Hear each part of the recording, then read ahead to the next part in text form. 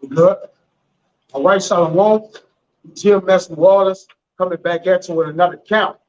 Prior to get started, as we always do, we like to give infinite honors and prayers to Yahweh, Hashem, Yahushua, Hashem, give honors to the elders and apostles of Great Millstone. Salutation to the others that pushing the truth to sincerity. Lord willing, this video be edifying first and foremost to the whole elect, then to those that cleave to the body. And as we come in week in and week out, we pretty much prophesy the downfall of America, which in the scriptures they're known as Babylon, the daughter of Babylon. Okay, we have to constantly beat the point home, letting our people know that in the latter days it should be perilous times. All right, evil's gonna be increased. All right, wickedness gonna be ramped up, and ultimately, man, it's gonna be the signs of the end. So at the end of a thing, all right, it's better, but it's better for us. All right, but it's not better for the entire world, because we're gonna have to endure some of the evils that shall befall the world. Because if you're in it, okay, you're gonna be what? Around the evils, man. All right, but we just pray that the Lord continue to keep us planted, all right, and that He may do His thing. Because either way it goes, He set the evil day aside. Give me Proverbs 16 and 4, Bible Kashaf. It was a reason the Lord set an evil day to the side. He's gonna say when he, well, let the scriptures speak. Go ahead. It's the book of Proverbs, chapter 16, verse 4. It says, Yahweh had made all things for himself, yea, even the wicked for the day of evil. So he created the wicked for the day of evil. And this is a thing that He made for Himself. So it's inevitable that that day is going to come to pass, man. And we're approaching that day speedily, man. All right. That's why David prayed to speedily kill the wicked, man. But in order to speedily kill the wicked, the day of evil have to come to pass. And the thing that He put aside for Himself has to happen, man. All right. So we know that there's a discontinuance of this age, this eon, man. All right, because this is a domain that's ruled by the wicked, and they have set up a what? A wicked system, man.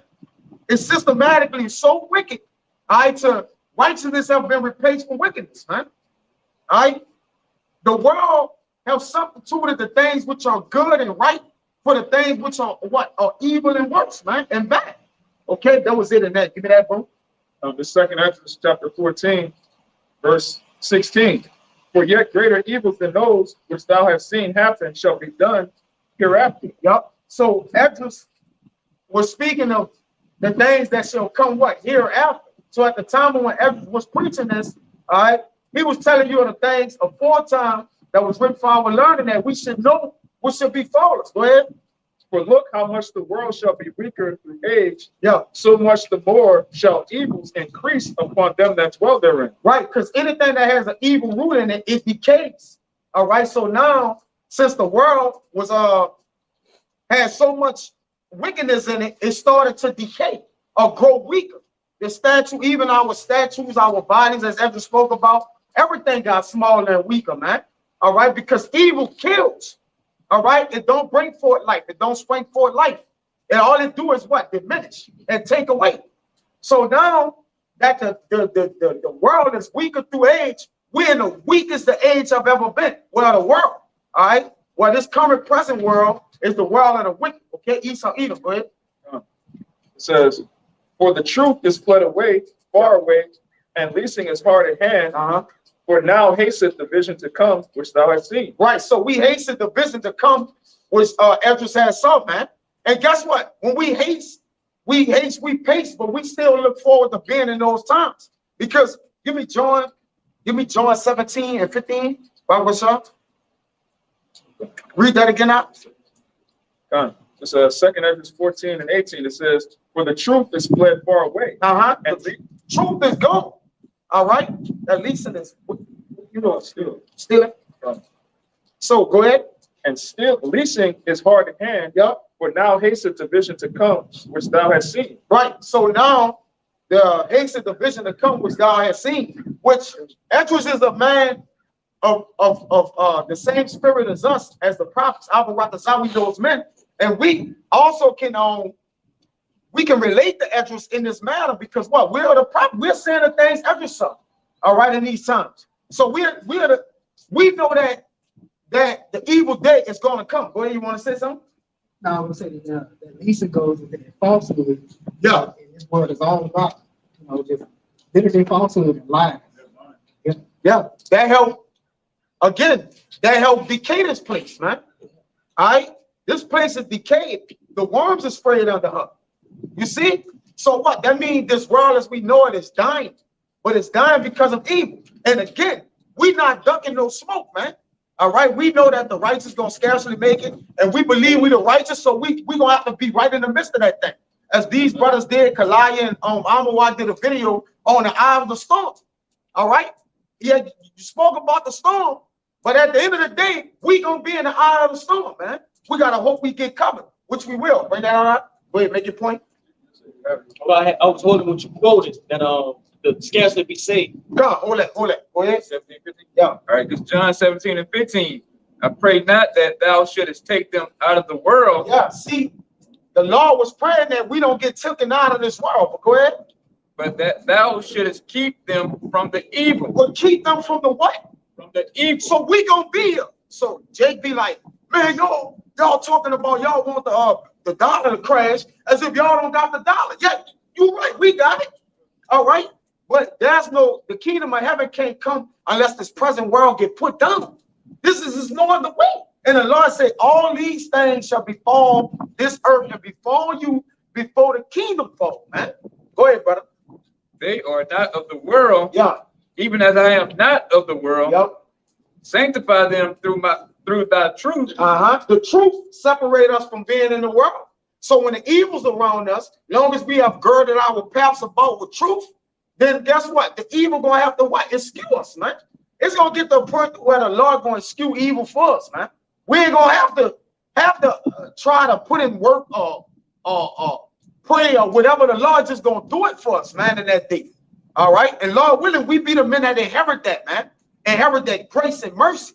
Because at the end of the day, the only way evil is gonna pass by you is if you got grace and mercy. That's it. Other than that, you're gonna be what? Doomed by it. Go ahead, brother. Thy word is truth. The what? Thy word is truth. So the word is around us. Now, when you really think about it, you going to death. The word is Yahushua. So if evils come around us and get us, that means it's surpassed Yahushua. So at the end of the day, if Yahushua, which me and Raya and the elder brother went into yesterday on your sword can't save you. All right, nothing can actually save you. It was a precept in Job 5 where it says he's going to keep you from the tongue of the wicked, the power of it, and also the bow or whatever. Basically, he's going to keep it from the weapon of the wicked, the words of the wicked, and ultimately the power that's in his hand to do wickedly. So we're going to be kept on all sides, man. So the way we're going to be kept is through truth. Go ahead, brother. As thou hast sent me into the world, Yep. even so have I also sent them into the world. Yeah. So we in the world. So as Yahushua came in the world, did not Yahushua wasn't aware that the day that he had to get persecuted for right? Didn't he know that had to come? He knew when he came, he knew the meat of the matter in which he had to come here, man, what he had to do, all right, to live. But he know that day, which, he had to go through agony, right? Suffering for the things which we was gonna get in the latter times. He knew that what he had to do this time, it was gonna be greater for him later. But he knew if he don't do it now, then he wouldn't be able to reap those things which later the Lord had set up for him, which the Lord said he had laid up for us greater treasures, man. Okay, go ahead, brother. And for their sakes, I think. Let me see. That kind of was it for the 15. Yeah, just kind of going down. But the whole point was that we got praying for to not get taken out of this world, but the what? As for their sakes, I sanctify myself, that they also might be sanctified through truth. No, go up. Go up a bit more. Yeah, 15. 15, back to 15. Y'all got something? Okay. All right. All right, this is John 17, 15. I got you, man. I pray not that thou shouldest take them out of the world, but that thou shouldest keep them from the evil. From the evil.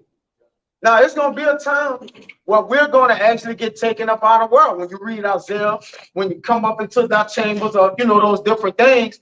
But right here, from when we be in the world, Yahweh had prayed that we be taken away from the evil, man. That no evil touches. Give me some rock. Go ahead, read what you got up. Give me some rock. It's 1 Peter chapter 1. That's like it. 1 Peter 4:17, and it reads, "For the time has come that judgment must begin at the house of Yahweh." Right. What is the house of Yahweh, man? That's the children of Israel. That's right. His sanctuary. The Lord said, 2 Chronicles, that his eyes and his ears have been perpetually in the house of Jacob. That's right. So this is where the Lord house at. This is where his name is at. His laws is at. Okay. This is where the Lord dwell at, especially through the men of the elect. Okay. Go ahead, brother. It reads, "And if it first begin at us, what shall the end be of them that obey not the gospel of Yahweh?" Yeah, those men who are settled on their leads, as it said about in Zephaniah. And it's gonna start with us. So we're not covered to where we ain't gonna have to go through those trials and errors like that, man. We have to go through it so we could be proven ultimately that what we stood firm in the house of the Lord. And the Lord wanted us to go through that so it could show forth his glory and marvelous praise. Okay, go ahead. Verse 18, "And if the righteous scarcely be saved, Yeah. where shall the ungodly and the sinner appear?" So if the righteous gonna scarcely be made, how much evil those men that we don't know in our lives how much evil is actually before us. Which evil is just a bad time. All right, it don't mean it's gonna overtake us. It just means it's gonna be a time period and where evil things is gonna be happening, man. All right, we gotta stand forth. We gotta not forget our Socorro, which is our help, as you speak about in Wisdom of Solomon. All right, not to forsake it's the fear or the torment of the fear to where we forget Yahweh is with us, man. Because all fear is being done by the Lord through the Lord. All right, but if we fear the Lord, it says, "He that loved me," get it where it says, "He that loved me cast out fear. Perfect love casting out fear." Go ahead. You got more? That was That's it. it. Go ahead. What you got? Yes, son. What you were saying. Come on. Go ahead. Wisdom of Solomon 17. Yes, son. Yes, son. All right, come on, go And ahead. I'm starting at 11. Yeah. "For wickedness, condemned by her own witness, is very timorous, and being pressed with conscience, also forecasted grievous things." Yeah. So wickedness forecasted grievous things, which bring about a fear on the people to where they knew they was doing wickedly. So now in their mind is channeling through their thoughts that, look, I did wickedly, so whatever this is that's coming is going to what? Torment me, man. Which this whole chapter is about that. The tormenting of the mind through fear. Go ahead. "For fear is nothing else but a betraying of the succors which reason offered." Right. So fear is nothing. Read it again.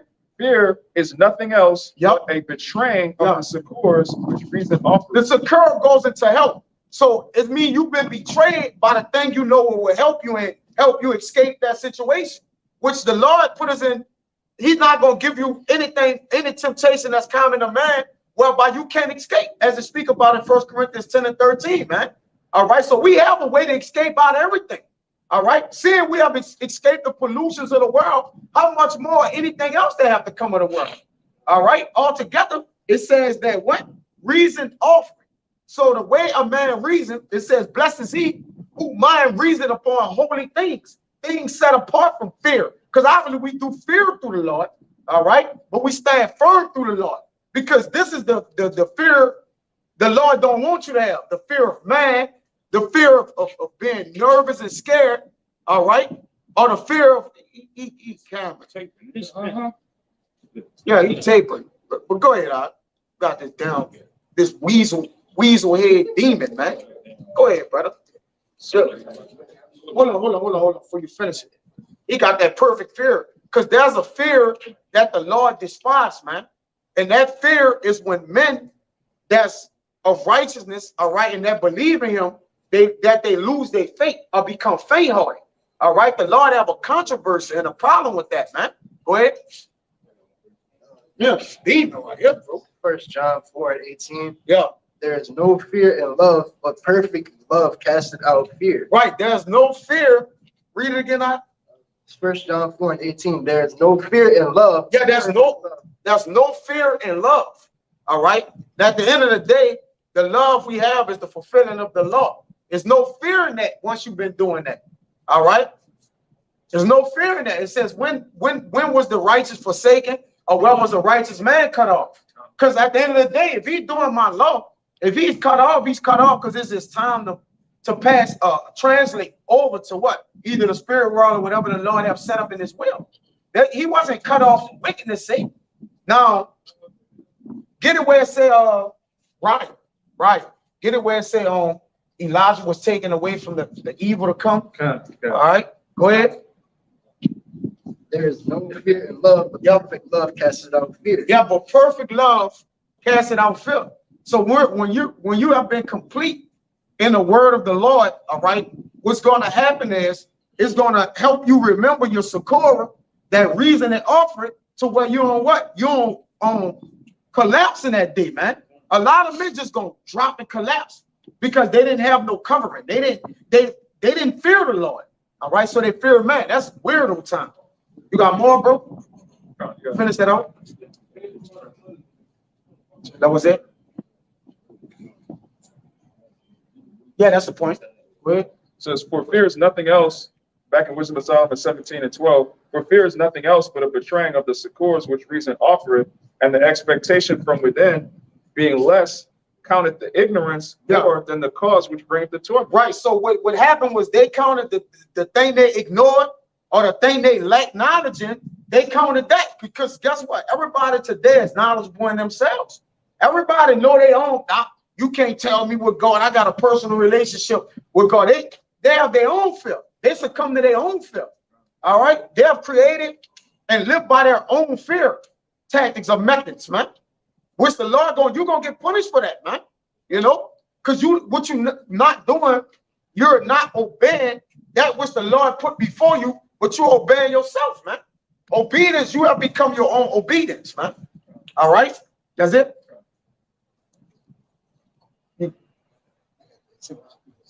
Go ahead. Yeah, that's This Sirach 33:1. There shall no evil happen unto him that fears the Lord. so. There should no evil happen unto him that feared the Lord.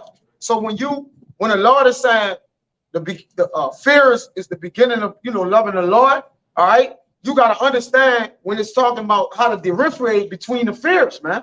All right, it ain't just you just got to fear the Lord, because a lot of people like, I just need to be scared of the Lord. What that mean, man?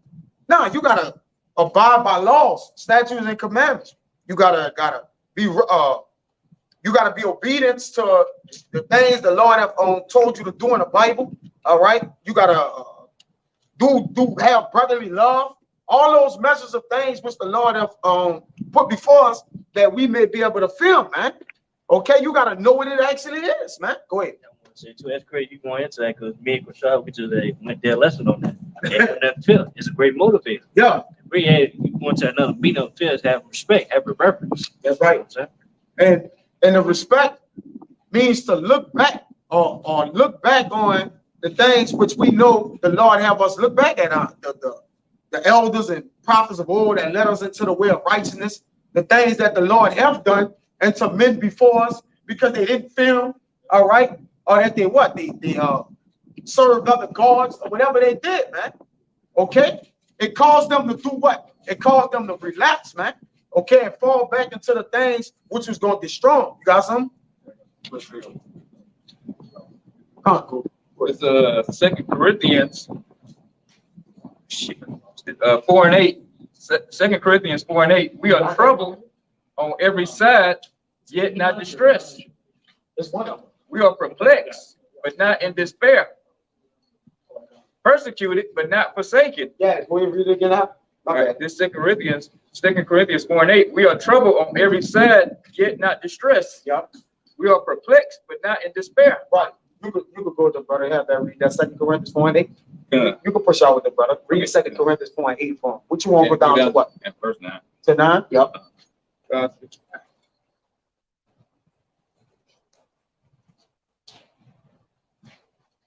This 2 Corinthians chapter 4 in verse 8, and it reads, we are troubled on every side, yet not distressed. We are perplexed, but not in despair. Yeah, see, because we troubled on every side, man, that'll heighten your imagination to where, like, man, wait a minute, I'm serving the Lord, but there's so much trouble around me. Is the Lord with us? We don't think like that because, again, that's faint-hearted. You double-minded, and the Lord don't deal like that, man. The Lord wants you to believe in Him at all times, in all ways. All right. Now we know situations prove mental where they may get scared and different things like that. But at the end of the day, the Lord if the Lord won't scare us, He can scare us. It don't matter how much measure of faith we have. If He want to scare us, He can scare us, man. You know, we're in the flesh. We're gonna have a mortal meltdown. That's the thing you can't have. Though yeah, we have mortal moments, we just can't have a mortal meltdown. Because once you melt down mortally, you done, man. Think about this, even with Yahushua, you know, came in the flesh. He knew, like you said earlier, he knew what he came to do. Yet still he asked the Lord to take the cup from him. Yeah, it was a mortal meltdown. Yeah, no, it was a mortal meltdown. He didn't melt down. Yeah, the meltdown is Yeah. once you melt down, that's pretty much it, man. That's the end of yourself. So he had the mortal moment. All right, it's not the meltdown. Go ahead. You got more. Verse 9, it says, persecuted, but not forsaken. And who was greater persecuted than Yahushua? There's not a death on earth that can even compare to his persecution, man. All right. Though yet he went to it and didn't say a word, man. All right. So if he can walk into the evil time and don't say a word, how much more of us, man?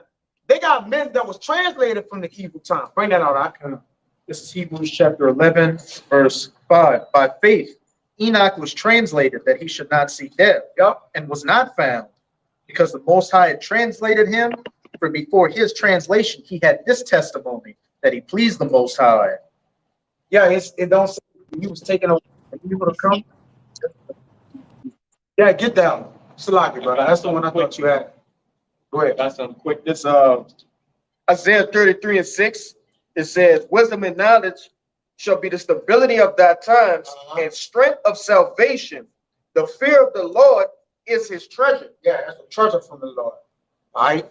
Because the things that the Lord treasures, he holds value and near and dear to him.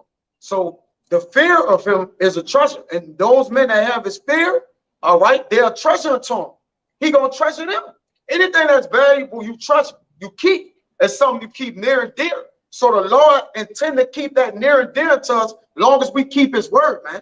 All right, go ahead. I was gonna say, you know, and that's why we treasure the fear of the Lord, all right? As he treasure in us from having that fear.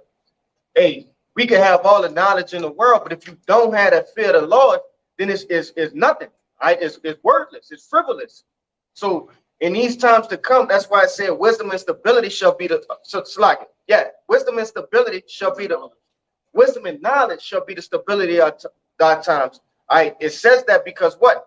Throughout that fear, all right, through the knowledge and wisdom of these scriptures, we gonna keep that fear. Okay, we gonna understand that persecution can't overcome us. Esau, Edom, niggas, okay, the animals of the wild, they can't overcome us.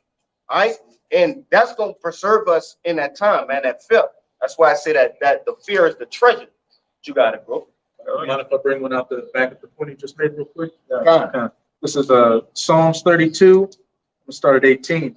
Psalms 33, start at 18. Behold, the eye of Yahweh is upon them that fear him, upon them that hope in his mercy, to deliver their soul from death and to keep them alive in famine. Because look, they say in the world, why, if God is all love, why we need to fear him? You know, people actually make that say that cliche. Like, why we need to fear the Lord?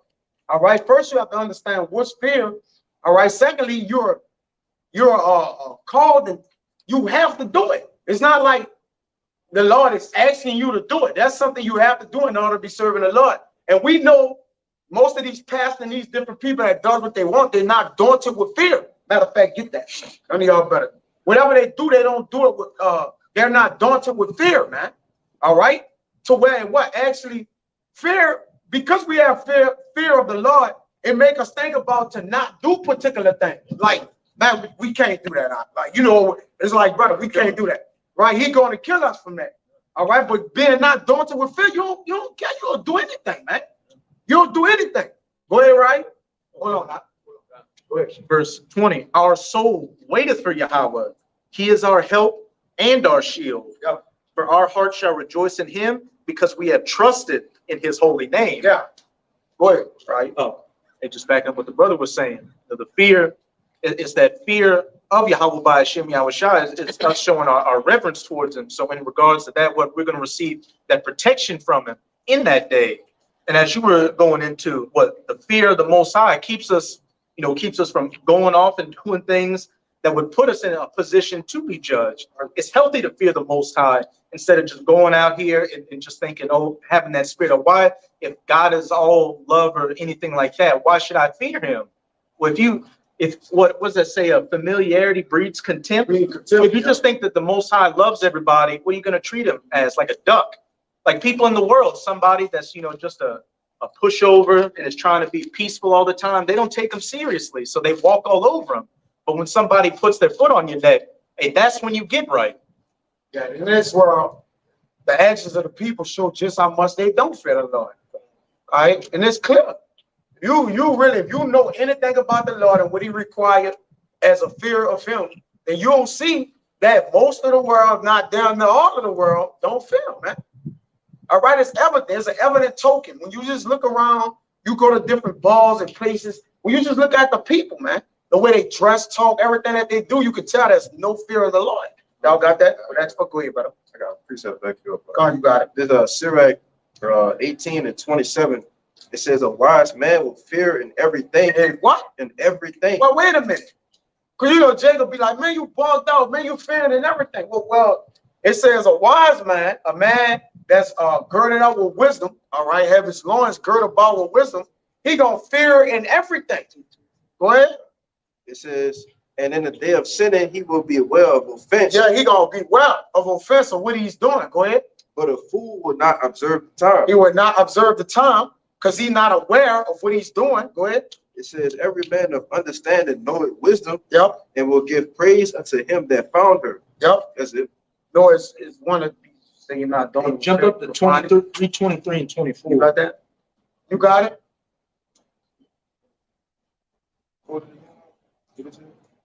Yeah, so it's not daunting fear. Hey, can I say something right quick, brother? Yeah, go ahead. It's about 30-22. Go ahead. hey, and thinking about the Lord say he gonna do what? He gonna feed us in JT, all right, he gonna protect us, he gonna give us water, all right, and it's because of what? We know there's certain things that we're not supposed to do. We're not supposed to say you just come up to a shelter and they got like pork and beans and shit like that. Man, the Lord knows you're not supposed to eat that, and you know you're not supposed to eat that. So what you gonna do right then in that scenario? You gonna give up everything and just eat the pork and shit and just commit sin just because you don't have what you need right there? No.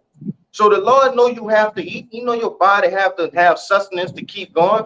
Hey, and those little things are gonna try you in those days, man. All right. And once you pass them, man, the Lord gonna have something ready for you, man. You know. And Jake just gotta remember that the fear is the key, man, to this whole thing we got going on. Jake don't counsel with scriptures. He don't counsel with godly man. That's why I say be continually with a godly man. All right, that knows what to do. Right. All right. Most nobody in the world knows if you don't know what the Lord say to do and you're doing it, then you do not know what you're supposed to do in the world. We're not convinced. Like, listen, we're convinced that you do not know what's going on in the world if you don't know what thus says the Lord. All right, in the righteous manner, through the prophets of the Lord. All right, if you don't know that, you don't know anything, man. All right, go ahead. This is the book of you want the counsel? What you got? I'll just say that Sirach 18 and 27, just Oh, okay. But it says, one who is wise is cautious in everything. Yeah. when sin is all around, one guards against wrongdoing. So like you said, it's cautious and everything. So you watching everything you're doing. These people around here are literally dwelling careless. They wander around about, not even having a care in the world, just doing whatever they want to do, whatever feels good to them.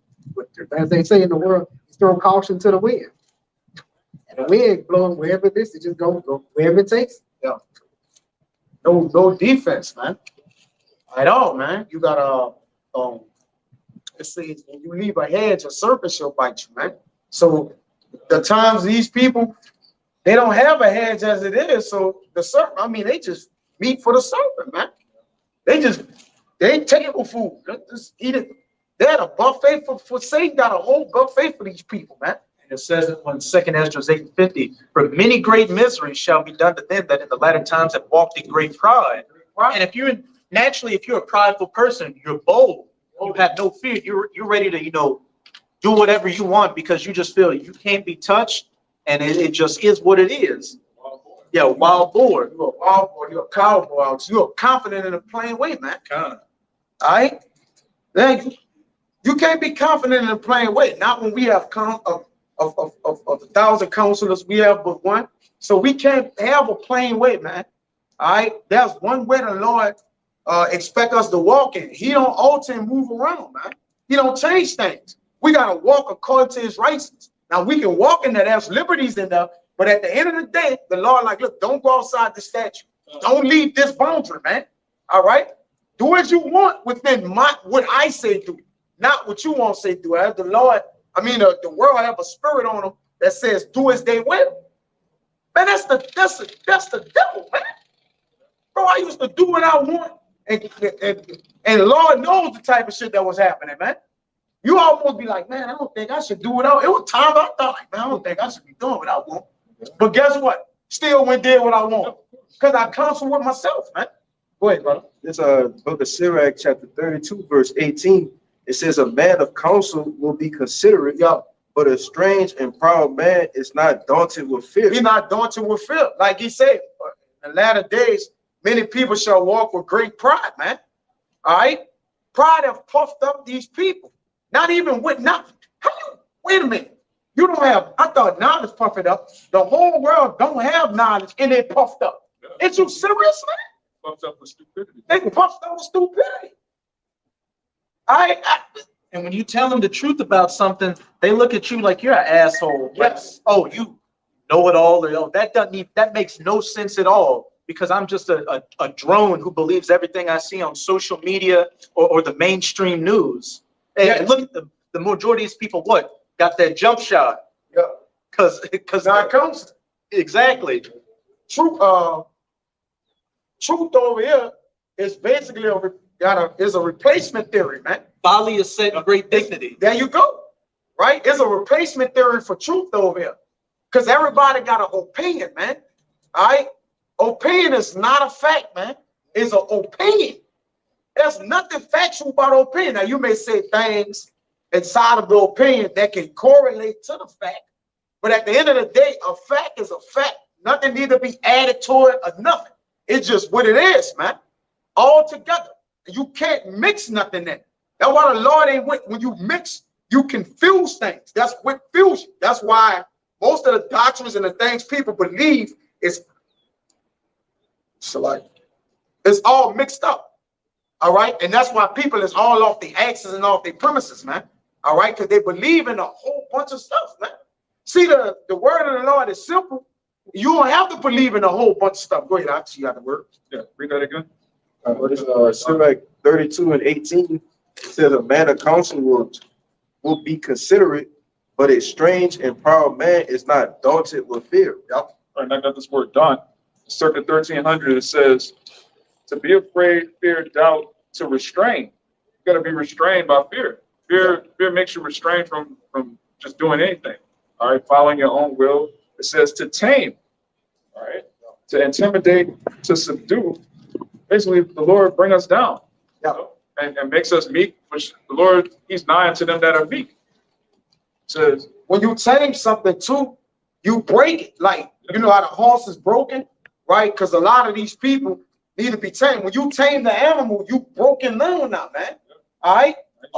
Now he's useful. Now you can use him because he's not gonna what? Run wild when he feel like it, right? He's not gonna do anything he want to do when he want to do it because he's gonna remember he broken. Get that when it says the horse broken or whatever. You got it right. One of y'all brothers get it. Which one? It says Haggle, horse broken is Right. I think right. yeah. I think it's the I might be saying it wrong. Yeah, probably. Or something. Find it. It was a horse not broken, become a headstrong. Yeah. I got it. This is Sirach 30:8. And horse not broken becometh headstrong, Yeah. and a child left to himself will be willful. And a lot of these children are fatherless over here. The Lord, even 2/3 of our people are fatherless. All right. It says it's a rock that a child that hated his father. I'm gonna get that. Read that again. I just was reading this too. And I'll read verse 9 too. Shit. I'll start at verse 7. Go ahead. Oh, that's good. Sirach 30:7. He that maketh too much of his son shall bind up his wounds, and his bowels will be troubled at every cry. Yep. And horse not broken becometh headstrong, Yep. and a child left to himself will be willful. Conquer thy child, and he shall make thee afraid. Play with him, and he will bring thee to heaviness. Right. And a lot of people feel as though they could play with the Lord, man. Right? All together. A lot of people thinking they can do what they want because sentence against an evil work is not executed speedily. It's fully setting these people hard to play around, man. All right, and try what? Constantly tempt the Lord and try the Lord, man. All right, until what? That judgment comes down. You see, because they're what? They're hard-headed, they're impudent. All right. Give me Proverbs 29:1. You mind if I keep Go ahead. down? Yes, keep reading up. Give me Proverbs 29. Verse 10. You got something? Come on. Laugh not with him, Go ahead. laugh not with him, lest thou have sorrow with him, Yeah. and lest thou gnash thy teeth in the end. Yeah. Give him no liberty Yeah. in his youth, Yeah. and wink not at his folly. Yeah, see, the Lord wink at our follies because the Lord knows if you elect man, I'm gonna have to kill you if I don't wink at it. So, but he's telling you right off from a physical child or these people from the world, as far from him, don't wink at his fathers as a son or whatever. Don't wink at his fathers. Why? Because he gonna what? He gonna become headstrong. Then he gonna what? Air off, man. Right? Don't be your son's best Don't friend. be. We ain't no best friends over here. I'm either your father. I'm not your partner. I'm your father. If I'm your father, I'm your father. I ain't your partner. All right. But a lot of people, a lot of women, mothers have made relationships with their kids. Yep. They're like, look, I'm my child friend. And then guess what? The day come when a child gonna disrespect you. Yep. And now you still gotta be a friend. What you gonna do now? You put yourself in the betwixt, man. Wisdom don't put you in the betwixt. All right, it gets you out of the betwixt. So know how to utilize it. Go ahead, brother. Just two more verses. Yeah. 12. Bow down his neck while he is young, and beat him on the side Yeah. while he is a child, lest he wax stubborn and be disobedient unto thee. It says, and what we do through the spirit, it says it's better than a man bears the yoke in his youth. And that's what the Lord do us, man. He chastises us as sons so that we may stay obedient to him, man. And that's why we better yoke in our youth, man. In our youth, you know, Jacob think about, oh, well, that's when he's talking about he's young. Now that's talking about a man's strength. All right. The Lord, when the Lord deal with us and chastise us as sons, we are not with strength to take your chastisement. Because if we can't take the chastisement of the Lord, you're not a son of his. That's right. All right. That's why through that fear, we know what it takes, man, to have to do it and go through it. Go ahead, brother. Kind of this is, like you said, the physical sense, and we're going into the spiritual sense too. What? In this truth, we get spiritually chastised by brothers and get a rebuke. So what? To build us up, to keep us in that right path, keeping that fear, Yahweh by Hashem, Yahweh Shai. As it says, iron sharpeneth iron. And I might be mixing some up, but a brother was born for adversity. No, he sharpened his tongue. Oh, kind.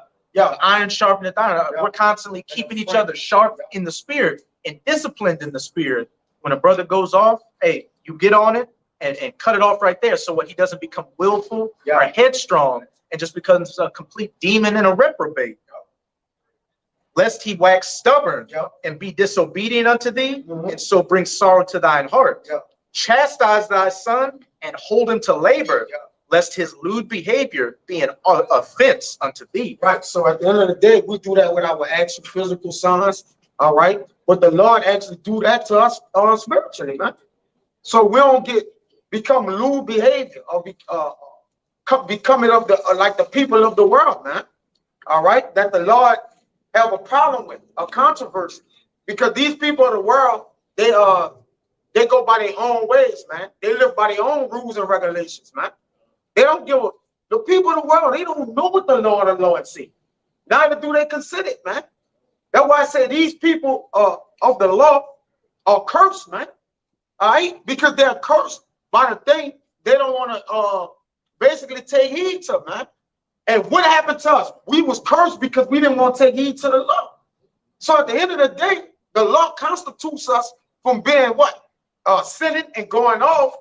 Basically, the law is set right there so we don't get an ass whipping. So when you neglect the law, the belt coming. All right? And that's why we're in a predicament we're in. But people still don't understand. Go ahead, bro. This back in Sirach 32 and 18, it says, but a strange and proud man is not daunted with fear, even when of himself he had done without counsel.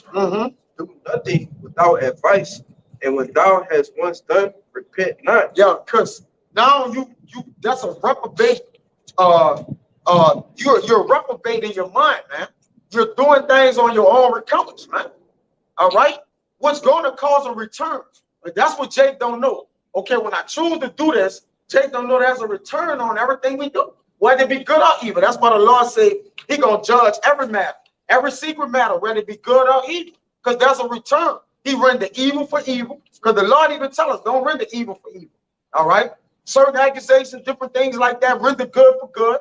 Do unto each other as you have men do unto you, not to other. All right, go ahead. This verse 20. It says, go not in a way wherein thou mayest fall, and stumble not among the stones. Right. In a way that's we call it out here Jacob wild, Jake going the wild way, man, wandering out of the way of understanding. All right. So Jake end up in the graveyard. All right. The only thing can happen to you over here is dying. There's nothing goes past the death point. Like that's the last thing that the Lord gonna do you. He's going to kill you. All right, he's going to kill us if we don't still beat it. All right, and he's going to kill you, Jake, and he's going to kill you raw. You got that Proverbs 29? You got more? No, that was it. That's it. Go ahead. It's Proverbs 29 and 1. He that being often reproved and hardeneth his neck shall suddenly be destroyed. He that being often reproved, harden his neck, shall suddenly be destroyed. What else? And that without remedy. So it's going to be raw and uncut. The Lord going to kill you without remedy. All right. Without remedy is basically without medicine. Like it's like if you're sick or you tore up, there's no remedy for you. Meaning what? The sickness is going to get worse and worse and worse. So the Lord say he going to kill y'all worse and worse, man. It's going to be without remedy. All right. The Lord don't fuck around, man. The Lord don't horseplay, brother. Go ahead, huh? This is back up what I was going into about breaking a horse. This Psalms 32 and 9. It says, "Be ye not as the horse or as the mule, which have no understanding." Yeah, because really the heart in your neck is the not have understanding. It says, my people are destroyed for the lack of knowledge, because they harden their neck up. They think they know it all. True or fine, Jake. When you really talk to our people, you'll see our people don't know nothing. Like, oh, No, like they don't know the things they ought to know. Like it's like, brother, you don't know like 1 + 1. Read, son. And the real world, I'm telling you, this love. What are you talking about? The whole time you can't even have a conversation. A man that has knowledge and understanding, you can have a decent decorum with him. No, like it don't gotta be the most outlandish. It's just gonna be a way that y'all can converse with each other. Cause that's really a decent conversation is the way we could converse. Cause it can be rude words or whatever inside of it. Long as we're conversing with one another, man. Cause Jake think, a decent conversation is just that we just talk and just we casually get along, or I just be a good person or whatever, and just say all good sweet things in it. Nah, man. To go back and forth, you cannot do that with our people. All right. That's why when we do teach them on the block, we got to grab their attention span, and less than this, or they gone, man. All right, because they can't keep themselves. You see? Go ahead. So it says, be ye not as the horse or as the mule, which have no understanding, whose mouth must be held in with bit and bridle, lest they come near unto thee. Right. They should be kept back, right? Because at least they come into you. So if you need to be kept back, that means you have no self-control, no restraint. All right? You will get that when they say they are wild bulls running along. Well, what's up? Go ahead. Verse 8, I will instruct thee and teach thee in the way which thou shalt go. Yeah, go ahead. I will guide thee with mine eye. Yeah, you got it. All right, so it's like when you got a wild animal, you have to break them down to the point where they can't go astray. You got to make them useful. But we at a certain point, you're supposed to just be able to follow in the spirit. The Lord shouldn't have to kill you to make you get it. All right, you should be able to read the scriptures, have counsel with wise brothers, and make sound decisions on your own. All right, after a while, the scripture speaking in Galatians about having tutors up until the time appointed. There should come a time where you just know, okay, I'm not going to eat pork. Like you shouldn't have to. No one should have to twist your arm to keep the commandments. You should read them and walk in them. And animals can't do that, man. It says, "Be ye not as the horse or as the mule, which have no understanding." And you could break down an animal. He's still not going to be able to understand reason. All right, all he understands is, okay, if I do this, master's going to hit me. If I do this, master's going to feed me. Like that's a base level. But as a man of the Lord, you should understand, okay, this is pleasing to the Lord, even if it's something that he's not going to destroy me like this second. Okay, what is the latter end? What is the latter end of committing sin after sin? Even if judgment is not executed speedily, at some point you're going to pay for sin, man. That's something only a righteous man is going to understand. You got it? Go ahead. It's the book of Sirach, chapter 18, and verse 27. It says, "A wise man will fear in everything, and in the day of sinning, he will beware of offense." Yeah, to see that came out again. The brother just read it. Shalaki. Nah, it's double down.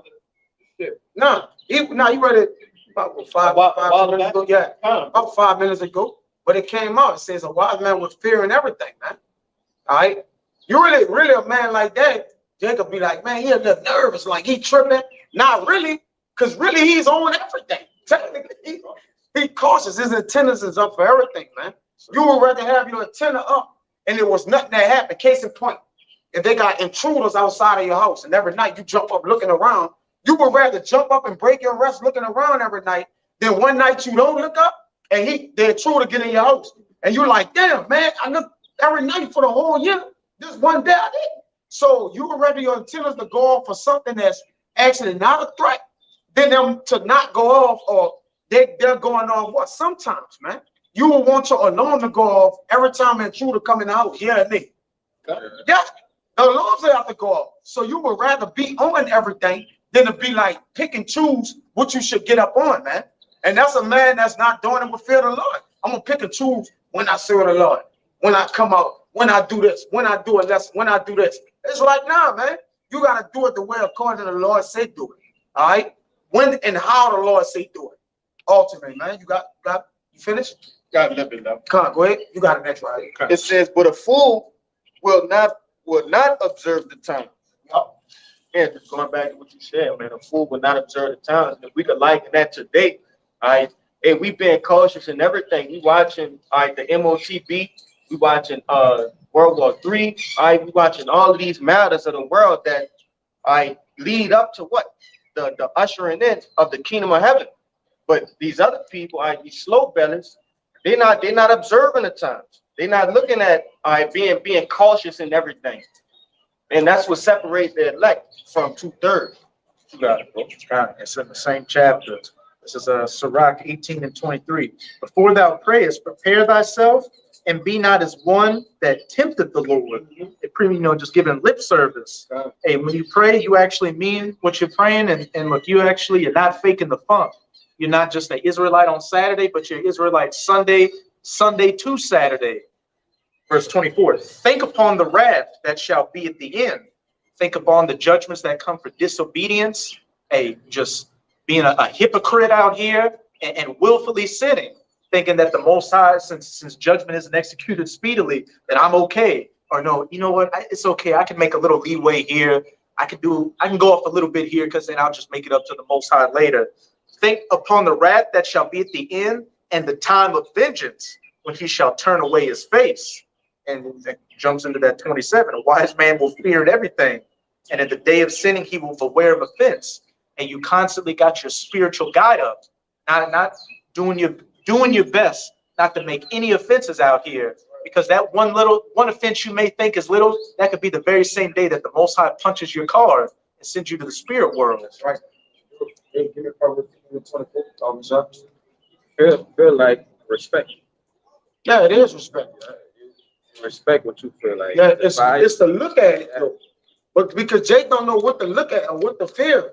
So the Lord gave us something to actually look back at.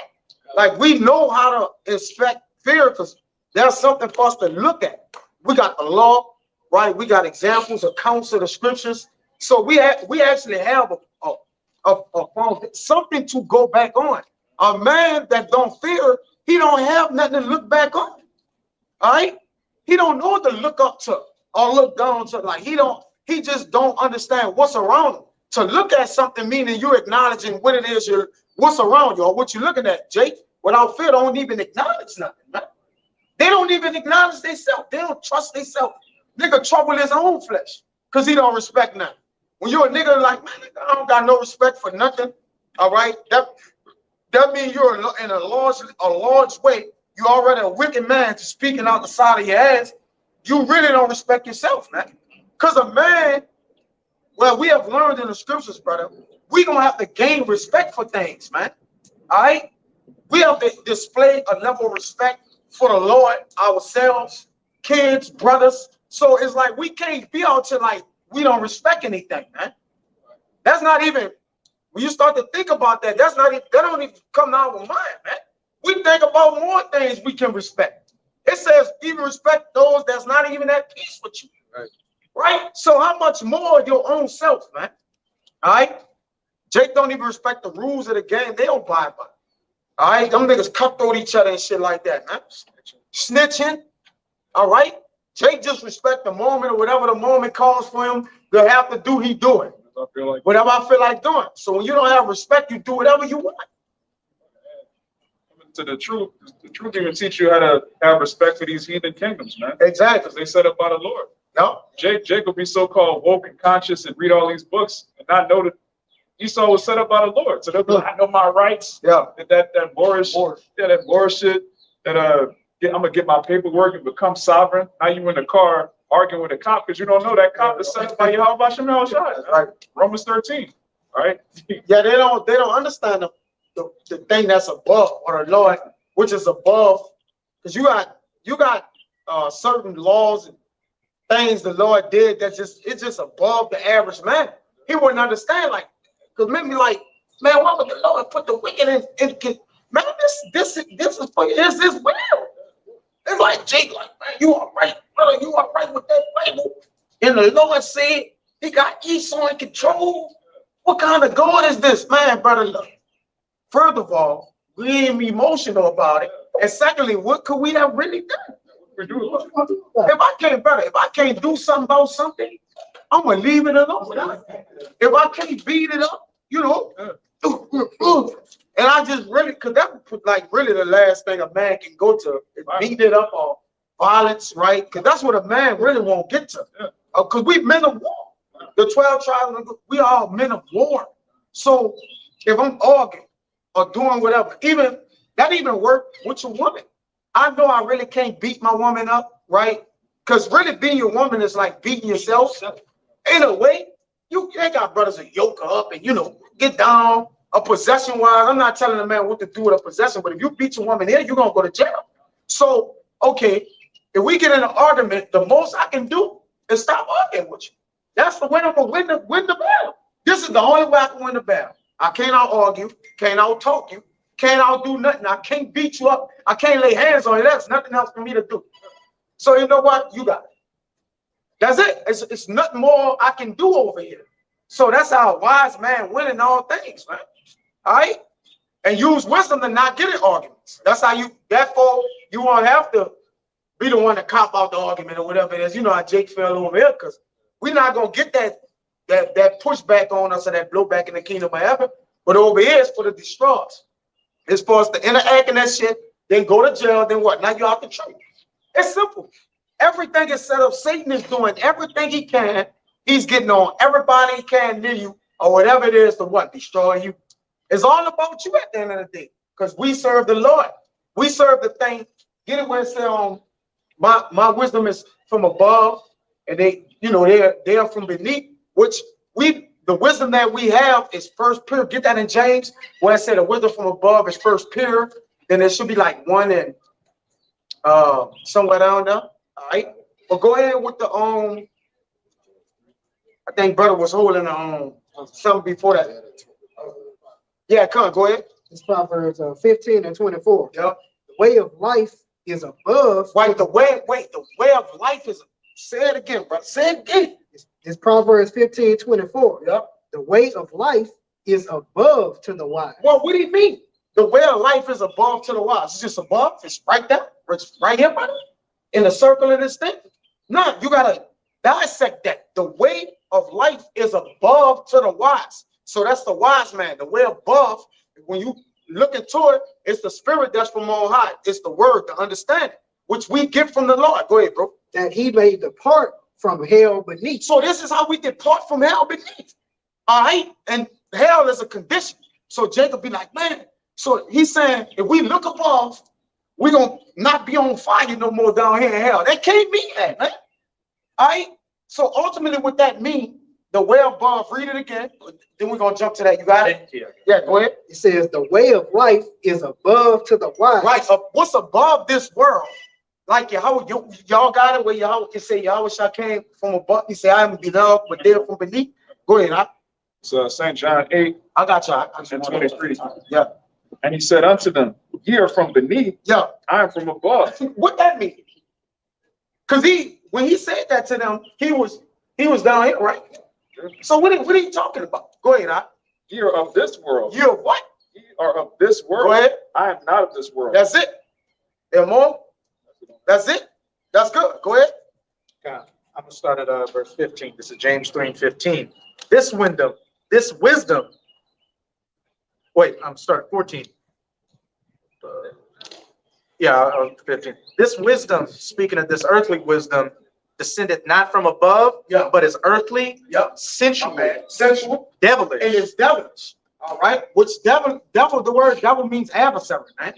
Don't get bent all up out of shape. Like you read, it says the way is when we look above, it's from hell beneath. Read it again. It says the way of life is above to the wise, that he may depart from hell beneath. That he may depart from hell beneath. Go ahead, right? Verse 16, from where envying and strife is, there's confusion and every evil work. Yeah. No, read the first one first. Oh, That's devilish. This wisdom descended not from above, Yep. but is earthly. It's talking about the wisdom that Jake have here, opposite of what Yahweh Shah said. Go ahead. Sensual, Yep. devilish. It's devilish. Go ahead, brother. For where envying and strife is, Yep. there's confusion and every evil work. Yeah. What was from if I could say from Cain to Esau? What does they have the spirit of? Envying. Cain envied Abel's sacrifice that he made, and Esau envies Jacob unto this very day for the blessing and the birthright that we got from it. So they're in that strifeful coming against us spirit. Well, I tell you that I believe it's this. So I get it. It says through the devil sin enter into the world or something like that. Wisdom of Solomon 2, I think. Yeah, get it. It says At the through bottom. the devil. The bottom. It's gonna be like the last verse. Yeah, covetousness and envy, right? All those run along the lines of the same thing, which is the wisdom from here. All right, go ahead. You got it. It's Wisdom of Solomon 2. I think it's the last verse. For where envying and strife is, for where envying and strife is, there's confusion and every evil work. Yep. But the wisdom Yep. that is from above, Right, hold that. The wisdom that's above, we're still dealing with the wisdom that's below. And this is how we depart from the hell beneath. There's a wisdom out here that's devilish. It's sensual. It's sensual. All right. It's of the devil. All right. It massages the ways of the devil. All right. It's not from above. That's why it says our anastrophe is in the heavens, man.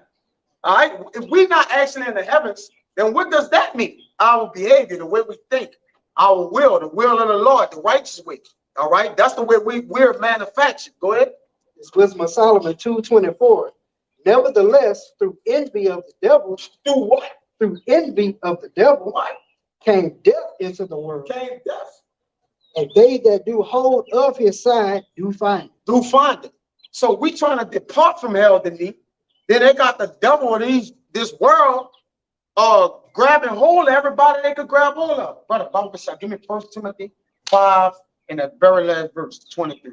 If I could All right, make go a ahead. point real quick, what does sensual go back to? Your senses, Your your senses. sight, smell, touch, all that, and this based on the flesh. And this whole society is based off of pleasing the flesh, pleasing your emotions, being sensual out here. Hence why these people are doing everything clean, contrary to the scriptures, pleasing their own flesh, because they're proud, they're arrogant, they're boastful. They got that now they're full of envy and strife with that wisdom, which is not wisdom because it's from beneath, not above. Which is the wisdom, knowledge, and understanding of Yahweh Hashem, Yahweh Shai. And the people that has that wisdom of the world that they believe, all right, really it's wisdom of wickedness, which is not wisdom. All right, that's why he says it's sensuous, because in what they have taken over the smell, and they have taken over the 5 operations, which when you go into them 5 operations in Sirach 17, that's what actually separates you from the world and with the Lord, because the spirit is on you. When you got those operations, the interpretation and the cognition thereof, you got it? No, I have something. Go ahead, get busy. This, You got it?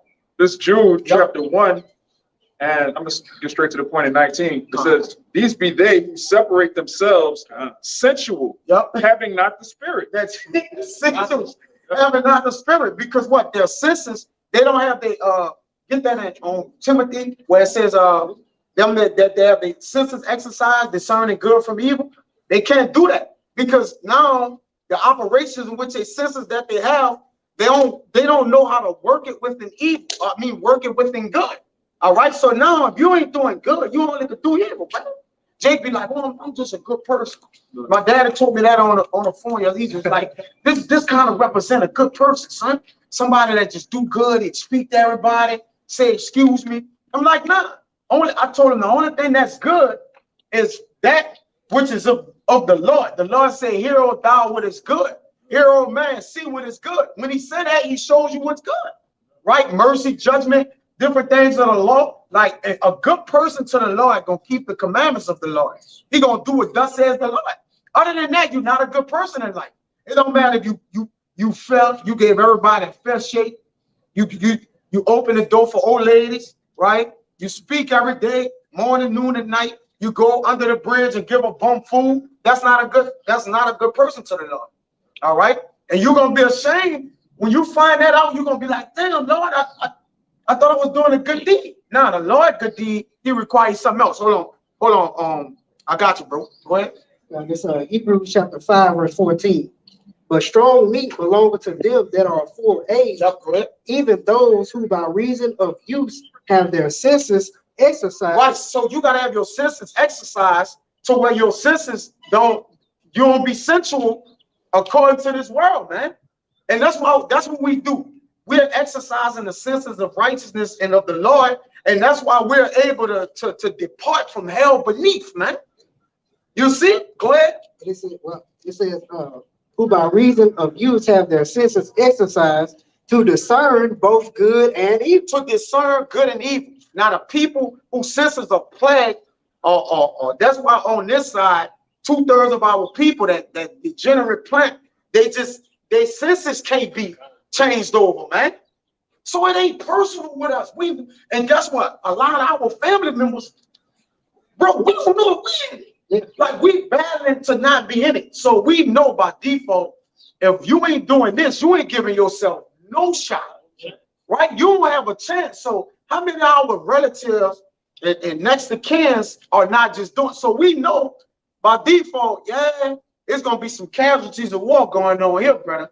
It's gonna be a lot of our people, man. So we don't feel no kind of way. If the Lord ain't open their senses up to exercise theirs, brother, I just gotta roll what I got. He opened mine. I gotta go, brother. It ain't personal.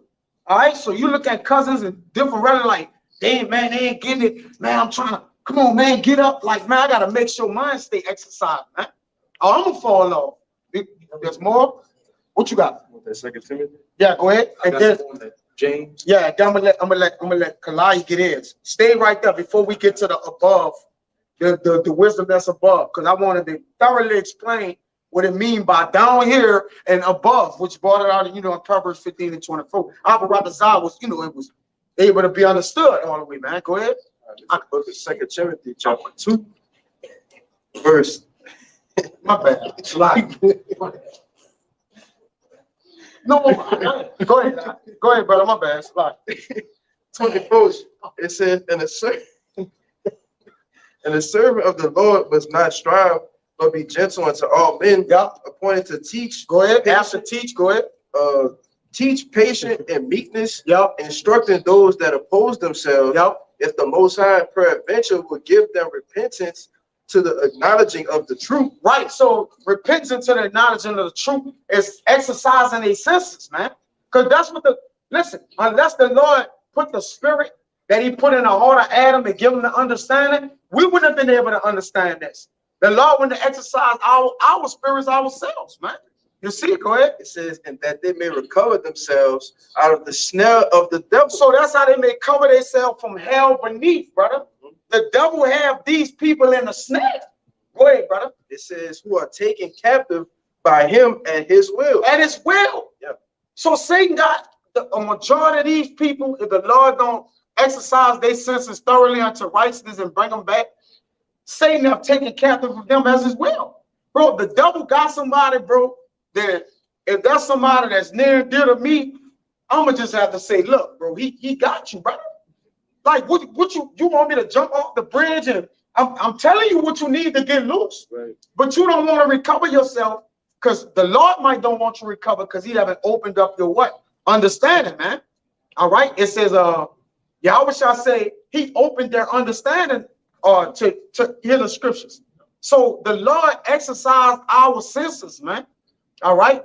And gave us the interpretation with the cognition thereof, man. Get cognitive, to be cognitive, and I'm gonna have to monitor you. And you done? Yeah, that was it. Go ahead, you have it. It's the book of Sirach, chapter 19. I'm gonna start at 18. You was holding that? God.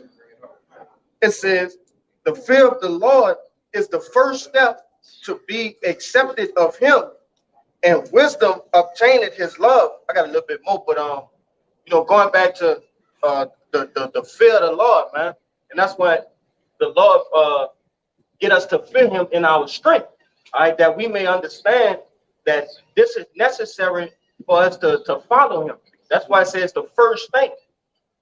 But it says the knowledge of the commandments of the Lord is the doctrine of life, and they that do things that please him shall receive the fruit of the tree of immortality.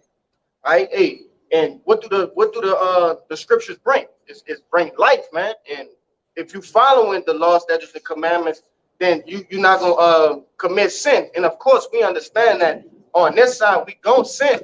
All right, but hey, and prescribing the book of Proverbs, man, the commandments they prolong life. All right, but it reads. Verse 20, the fear of the Lord is all wisdom, and in all wisdom, the performance of the law and the knowledge of his omnipotency.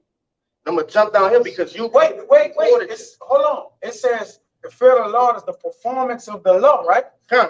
Now, we're going to speak about the law which comes from above. That's why when Yahweh shall said, y'all are from beneath, I am from above. All right? That's a whole different level to what I'm bringing here than what y'all have here, man. All right, it's what totally separates us from up there and down here. This is what the separation. That's why the Lord Yahweh Shah brought what he had up there to us down here, man. Right. All right, that we may escape. Go ahead, brother. And I just because you quoted this earlier. This is he came with the law, man. Go ahead, jumping down in perfection, bro. Go ahead to verse 22. It says, the knowledge of wickedness is not wisdom. Yep. Neither at any time the counsel of sinners prudence. Right. And the knowledge of wickedness is here on earth, man. That's right. All right. Esau did not Solomon saying in Ecclesiastes that he saw that wickedness was in the earth. Yep. He saw that, man. All right. So wickedness is here. Wickedness is not in the heavens. It's spoken of by evil spirits. Then it's brought down to where it may be performed at. So the heavenly knowledge from above, which Raya is about to explain, and that James, you still with me, bro? Come on. All right. It's completely different. It's no wickedness. It's gonna say it in there. Go ahead. It's gonna say it. One more line. It says, verse 23, there is a wickedness and the same an abomination. Yep. And there is a fool wanting in wisdom. Yep. And because what? These people, they want to have wisdom, Yep. but it's not given unto them. The Lord didn't massage that in their senses. You know? It said the eyes shall want to see the light. You probably could get that for me, Amawad, but they just really can't get it. The eyes shall want to They see the want light. it, Yeah. they just can't get it. Yeah, and because some like you said, it says but the wicked shall not understand. Think that what is that's Daniel or something like that. It says that the wicked shall not understand. Now, Jake be like, oh, okay, that's the actual wicked, but really it go for 2/3 of our people. On this side, the wicked our people ain't gonna get it, brother. They got men who have tried, open the books and look like going after it, brother, but the Lord ain't give it to them. All right, come. Go ahead. You got it. You got it. Go ahead. So, I got you. Sirach 3, I'm gonna start at 24. It says, "For many are deceived by their own vain opinion, and an evil suspicion have overthrown their judgment. Without eyes, and thou shalt want light. Yeah, without eyes, what? Thou shalt want light." Right, because at the end of the day, last I checked, everybody got eyes, man. You only got a few people blind, whatever. So it says, without eyes, thou shalt want light. Go ahead. Profess not the knowledge, therefore, that thou hast not. Right, so they don't have the knowledge we have down here. All right, we're professing the knowledge that comes from above. That's of Yahushua. All right, the same sound doctrine, man. Okay, go ahead. A stubborn heart shall fare evil at the last, At the last, yup. and he that loveth danger shall perish therein. He gonna love because a man with earthly wisdom, all right, as such as evil wisdom, a knowledge of wickedness, he's gonna perish by danger, man. The danger that he gonna set himself up for, something gonna eventually overtake him. Now he may escape out a couple things. And you see that with wicked niggas. Nigga get shot at more. They got some niggas that escaped a lot. He got shot, escaped a couple shots, stabbed, lived, and he thinking he like, I'm good, the Lord with me. But not so, right? Because why? Eventually the Lord still kill him, right? Then you let a dog bite him or a spider bite him, and then he died. And James like, what happened? Oh, he died by a spider bite. You see? So the danger that we're gonna overtake him. Go ahead, that was it. Just real quick to back up, because he had said in that Hebrews that those that oppose themselves. Yep. This Proverbs 8:36, it says, "But he that sinneth against me wrongeth his own soul." Troubling himself. You're opposing yourself. You trouble your own. It said they that sin are enemies to their own life. And Toby, man, you're an enemy to yourself. Right? Go ahead. And all they that hate me love death. Love death. So that's the only way to not have this knowledge is to hate the Lord. And it ain't personal, brother, because it ain't like you said, most brothers, some brothers wasn't even looking for the Lord. So you can't say it's personal. Nothing you could do. It's not of him that called it, but of him that run it, but it's of the Lord. So if you don't have this knowledge, you hate the Lord. The Lord hates you. He hates you. Go ahead, right? Bring it out, brother. This is Then y'all get y'all precept. You got that Daniel still? Come on, go ahead. this is 2 Corinthians 4:3. But if our gospel be hid, Yep. it is hid to them that are lost, in whom the God of this world hath blinded the minds of them which believe not, lest the light of the glorious gospel of Hamashiach. No, I want the James. Huh? Oh, I was getting the one I had. Get the James? Get that after the James. Kind of, this is James 3 and Because 17. you can bring it out once I explain what it Okay. is. Yeah, I just Okay.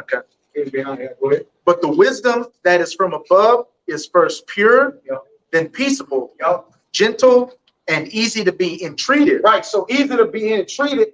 The priest Amawai went into it where it says, these things are plain unto the holy. So the wisdom from above is easy to be entreated, man. All right.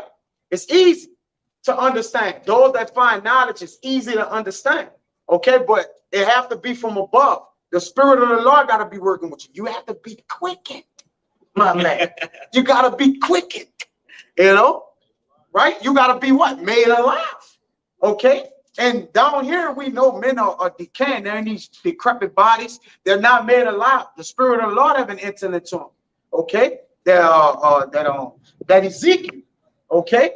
That Spirit haven't fully came and give them skin and sinews, right? It didn't what? Make them whole yet. All right. Go ahead, brother.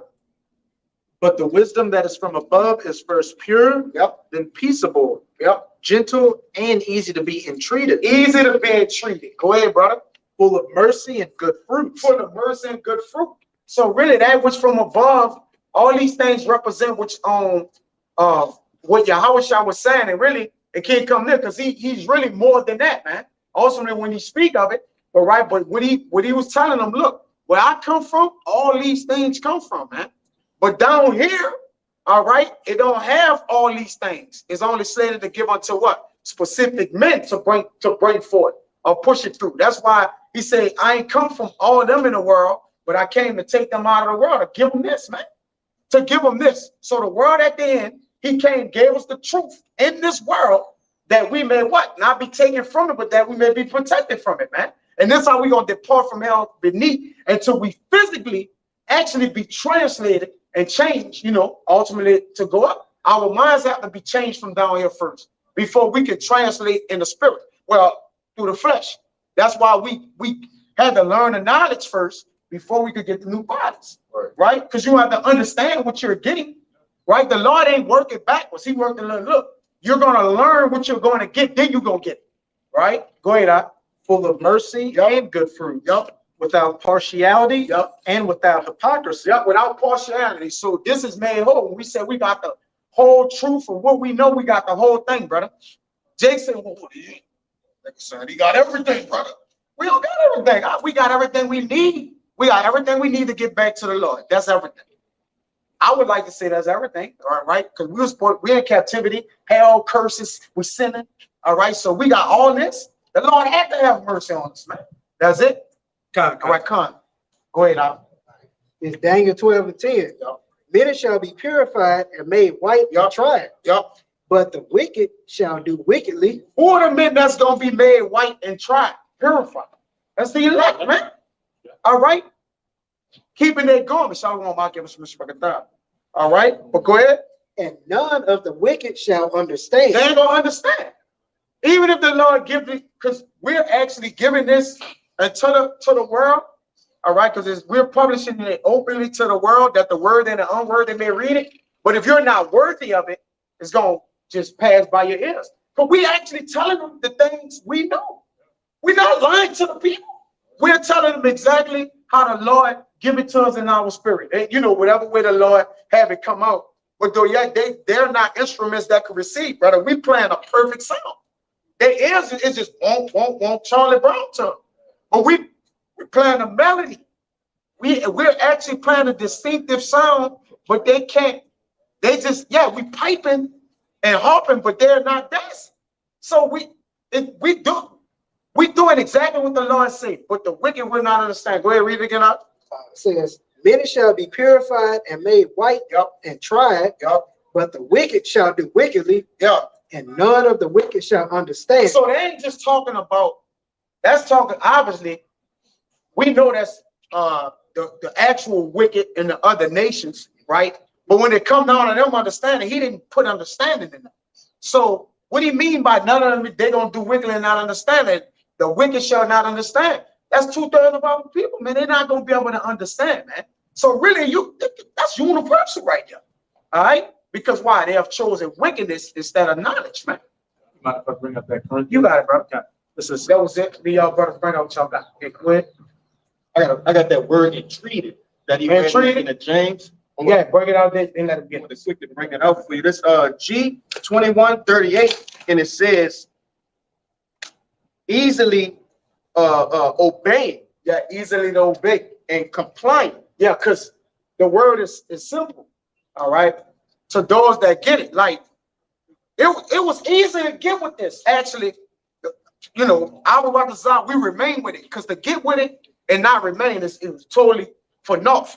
So when we actually started to do this, myself and brothers got their own personal testimonies. It was easy to get with this. It's like, hold on, that's helping me. Hold on, this is that. Hold on, the Lord love us. It start to be everything. Just and the more you hear, it start to be like, man, this where's that? We go to telling our people, see, woman, look, you better, you know, whatever. Hey, you little one, hey, the little baby. Yeah, you can't eat that. You teaching everybody, you know. But because it was started to come easy to you, all right. It was like, damn, this is easy. The commandments are easy. But it says, the commandments are good. No, it said they're good if they be used, as Romans 8. I think it said they're good if they be used lawfully. Yeah. Get that for me, brother. I was a shot. So the more the law came to us, and the more we start to do the law, things start to become good and easy to entreat, man. It became easy to be obedient to. You see? So when the law was used good and we started to learn the law, it started to be easy to entreat. If you find that for me, Bible shot, brother. It's more. That was it. That was it. That was it. Yeah. Read it again. You found it. God, it's Maybe 7. easy to be entreated. It's a G. No, it's good. 21:38. Lawful. It says easily obeying, complying. Yeah.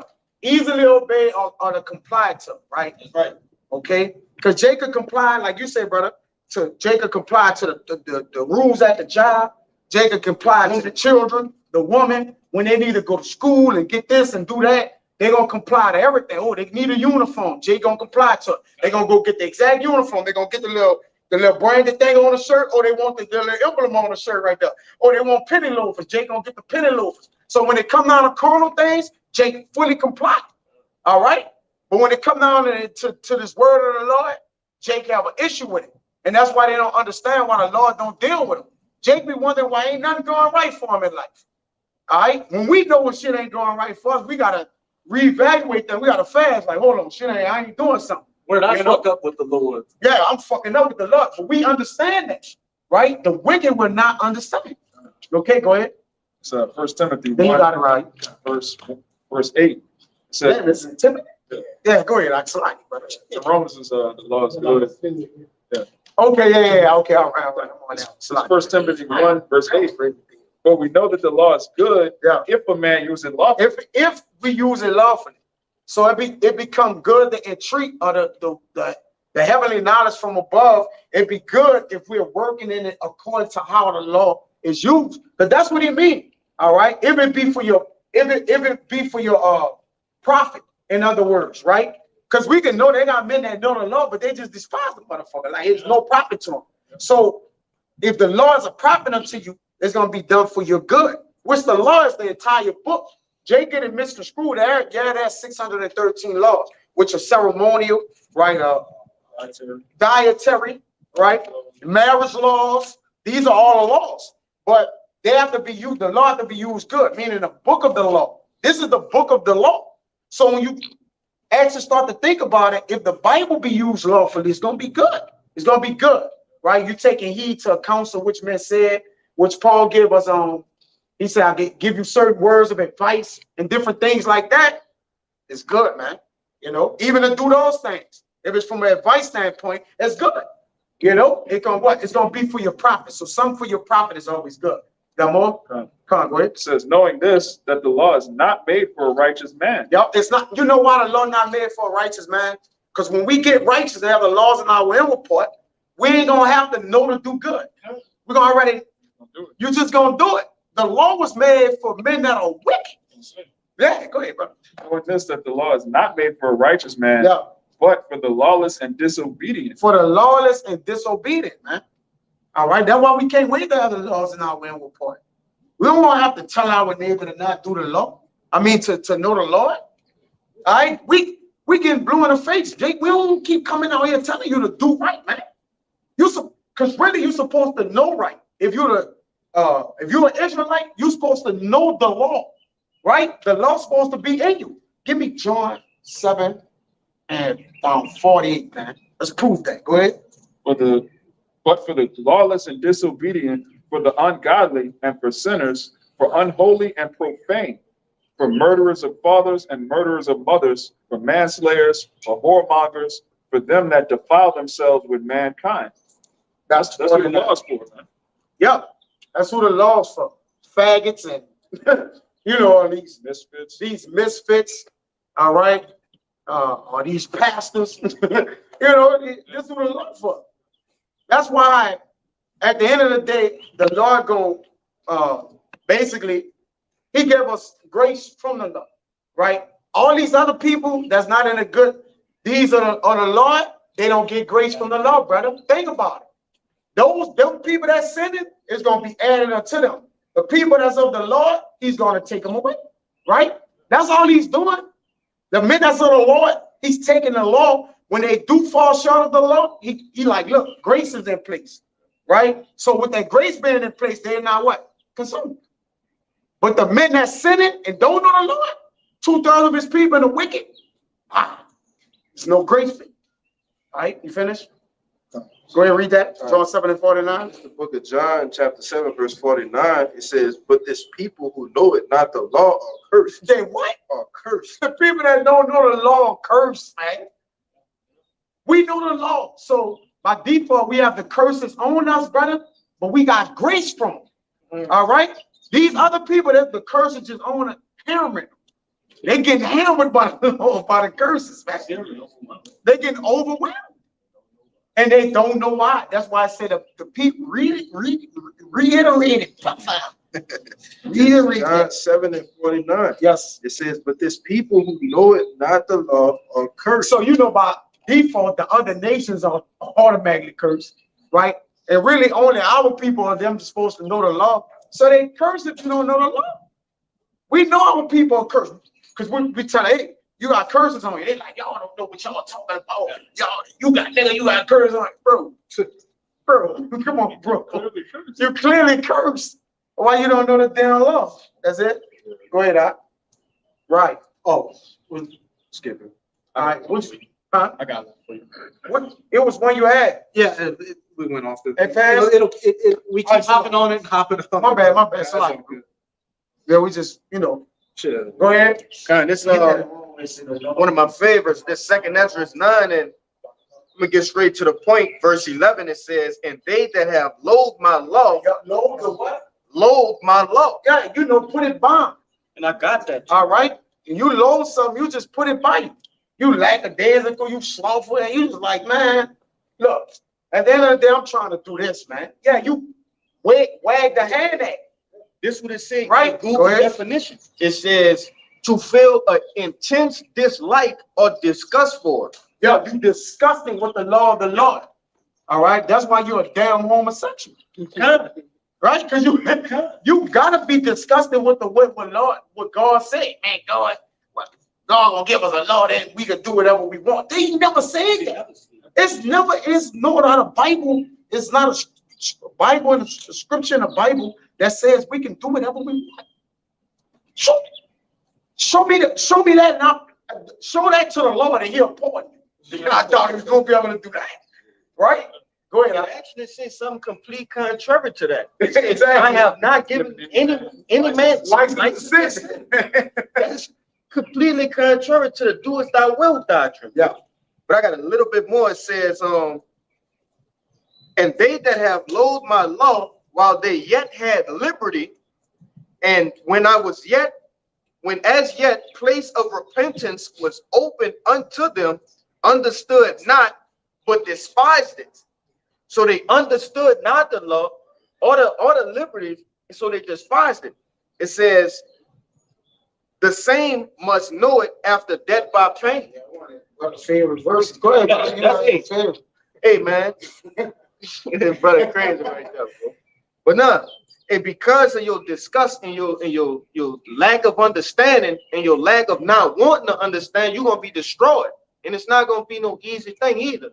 Like the brother read earlier, it's gonna be a raw destruction. What it said in the scripture? Without remedy. The destruction gonna be without remedy. Uncut, basically. That's right. It's gonna be raw, man. And that's what we coming up to, man. Real quickly. You see judgment day in and day out, but It's gonna be a time of utter judgment. Judgment gonna be in the earth, front and center. What you got? It's the book of Proverbs, chapter 1, verse 25. It says, "But ye have set at naught all my counsel, and with none of my reproof. I will also laugh at your calamity. I will mock when your fear cometh. When your fear cometh as a desolation, and your destruction cometh as a whirlwind, when distress and anguish cometh upon you." Just backing up what you said. The Lord gonna mock you. He gonna laugh at you, man, because you had the opportunity. You know, you fanned the hand, like the brother brought out. You said at naught all the counsel of the Lord, man. You had the opportunity. But now it's just gonna come to a time when judgment's going out, and you're gonna be trying to find and look for the Lord, but he's just gonna be laughing at you, man. I gotta. It's another one backing out of it's Zechariah 7 and 11. It says, "But they refused to hearken and pulled away the shoulder and stopped their ear that they should not hear." When you think about it, you put grab on their shoulder.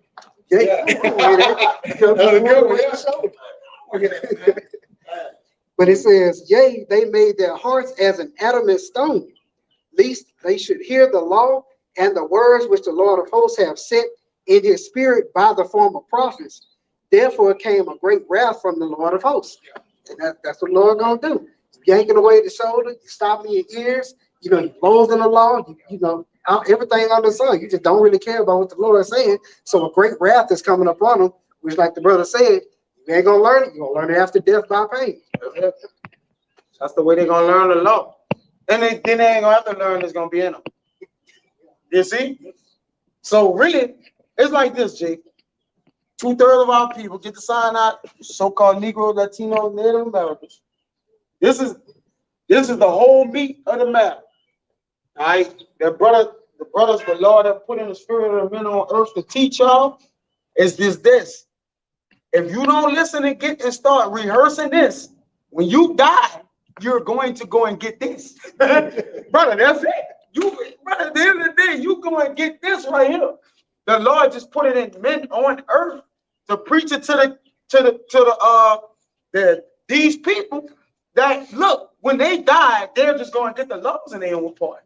Not just I don't want to simplify the Lord, but they're going to learn this. They're gonna have it all. Like they don't gotta learn it once they going back, they're gonna have it. All right. So they're gonna have it. But the point is, you're going to get this. You might as well just start getting it now. One way or the other, you getting this, man. You're Israelites, you belong to the Lord. That's it. You don't belong to yourself, you don't belong to Esau, all right? Despite how much niggas want to, you belong to Yahweh Bashem Yahushua. That's right. And the Lord, if you belong to the Lord, you was made righteous. You're on his right hand. You was made righteous. So you want to be righteous at the end of the day. Put his name on it. Sure. Jacob won't be righteous. Jacob, because I'm about to try to hit this lick. What are you talking about, brother? Lick? Brother, we got the kingdom of heaven, dominion. And Jake's still trying to just get right in his kingdom, man. The kingdom is clearly, it ain't falling. It has failed. It's fall. It has failed. This business crashed. If you ain't rich today, you ain't getting rich. Ever. You're not gonna get rich. You should have been rich, partner. The days of this kingdom is numbered. You're done. What about crypto, huh? Crypto and crash. They done crashed crypto. They done killed the cash out, man. They done killed all the crypto millionaires popping up dead. bro, the banks, all the banks crashing, right? The crypto, the ones that deal with the crypto, they overthrew that. Every form of money, anything you think, they just Xing out, brother. All right? These banks just collapsing one by one every day. All of a sudden, they just got a bank collapsing. Out the blame blue, the bank just collapsed. So, brother, at the end of the day, any form of money is just getting put down. Oh, nations starting to turn gold. And really? Gold? So what we gonna come up there? Yeah, give me a bag of Dorito, give me a salsa right there, with some mustard, and put a brick of gold. Jay crazy. We're moving into gold. I'm telling you, we're stacking gold up. get in the store with some Doritos, Swiss and Sweet. What are you talking about? You gonna put a half a thing of gold up there? Jake, brother, listen, the silver and the gold, all that's been overthrown in the street. Nothing. The only thing gonna matter is that in you, that charisma, man. All right, that's it. That's the only form where you're gonna be able to buy and sell. So at the end of the day, the Lord calling off the money. He calling off Jake and his wicked ways. All right, he's calling off. I said any careers, anything you have. All right, huh? Dreams and aspirations. He cutting off the drugs. All right, like so anything you're gonna be able to turn and go to is gonna be cut off. Hey, the Lord gonna even cut the lights off. No, the jig ain't gonna have lights and water. Brother, the Lord, like, listen, no, you gonna choose ye this day who you gonna serve. Because you know a lot of people like, yeah, well, when all this happens, I'm gonna just go to the Lord. No. Those who have chosen to serve the Lord for the most part, they have chosen it. We pretty much almost out of this thing. So wherever you at, evaluate and examine yourself. You're not choosing the Lord right now or have chosen him, you might don't have time to choose him, brother. That's how I look at it. Tomorrow is too late. All right. Delay don't mean deny you. I understand that. But at the end of the day, it may be too late. Y'all got precepts bring them out. Judges 10 and 13. Yet ye have forsaken me and served other gods. Yep. Wherefore I will deliver you no more. Go and cry unto the gods which ye have chosen. Right. Let them deliver you in the time of your tribulation. Go call on Beyonce. Go call on, Robert Kiyosaki. All these niggas that's trying to teach you to become somebody in this society. When the society collapses, go call on them niggas, man. Start. Yeah. Christ is again, man, the Lord is showing. He's putting a separation who is his, man. Which he said he would. Because see, like you say, men pleasers and men with mouth lip service. The men of the Lord ain't saying they serving the Lord. They showing they serving the Lord. Right? And they're speaking of the words of the Lord. They're gonna be speaking about the Bible, prophesying, putting in that work, man. That's the difference. A lot of people saying they want to serve the Lord, they want to know the Lord. But the men of the Lord is actually serving the Lord, man. You got something? You got something? No, I'm looking for something right now. Go ahead. This First Thessalonians chapter 5 and 3. It says, for when they shall say peace and safety, then sudden destruction cometh upon them, as travail upon a woman, and they shall not escape. You got it. Yeah, and peace and safety in them stages, like you was going into earlier, the eye of the storm. In the middle of the storm, it's calm, it's quiet. You got the banks crashing. All right, just like the brother was saying, they killing crypto people, the Cash App, man. All of these things should be like an illusion to you to see, like, oh, well, they really about to go with their move. Well, we in a stage of peace, what seems like peace right now. All right, but a sudden destruction is getting ready to come. Just like they said, Revelations 12, the devil come down with great wrath because he know he had a short time. A very, very short time is coming real soon, man. I got something to back you up. Nobody ain't had none. This the book of Sirach, chapter 5 and verse 7, it says, make no tarrying to turn to the Lord, and put not off from day to day, for suddenly, going into that First Thessalonians 5. What? Are you gonna die suddenly? What the hell the thing? Die suddenly.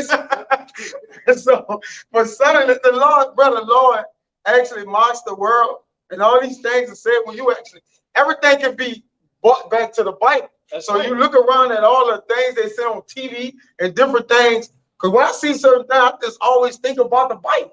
Automatically, like, I just mentioned that. It says, wait, say it again, suddenly. It says, for suddenly, but die suddenly. Go ahead. I'll tell you, it says, for suddenly shall the wrath of the Lord come forth, and in thy security thou shalt be destroyed and perish in the day of vengeance. Hey, like I read in that Proverbs earlier, the Lord said he gonna mock, he gonna laugh when you're coming. That's right. So you took the time to trust in what the government say about the C-19. You took your time you didn't do your due diligence. You didn't ask the men of the Lord, which we were saying, not to do it, not to take it. Now this is your result, and you get it. You got it, bro. Hey, when you look into that time, man, we was bringing out different accounts with different doctors that did studies and like whistleblowers that's telling you what's supposed to go on, and it ultimately goes back to what the brother was bringing out, man. It's just not for certain people. This knowledge, the benefits that come with this knowledge, it's just not to be experienced by certain people on this side, man. No. That's how Jake's supposed to know at the end. You hear me? Every Jake on Instagram, social media is so knowledgeable about finances and business and shit all of that. They ain't giving none of y'all them secrets before. Now all y'all got the secret and think that's why they giving it to you, because it's trash now. And that's gonna be the big punchline at the end, because the law gonna allow some of these niggas to get their bread up to wherever they aspirations want them to go. Right? And he gonna just cut the plug on that shit.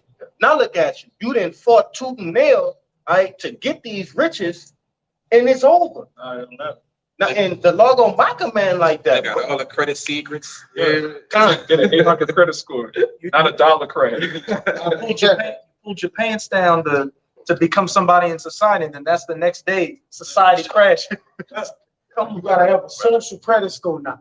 First, you have to have the regular credit score. Now it's a social credit score. So whatever Jake, whatever you getting, that mean like you said, that shit is so old. We just getting these iPhones a year ago. Yeah, that's in World War I, man. That's right.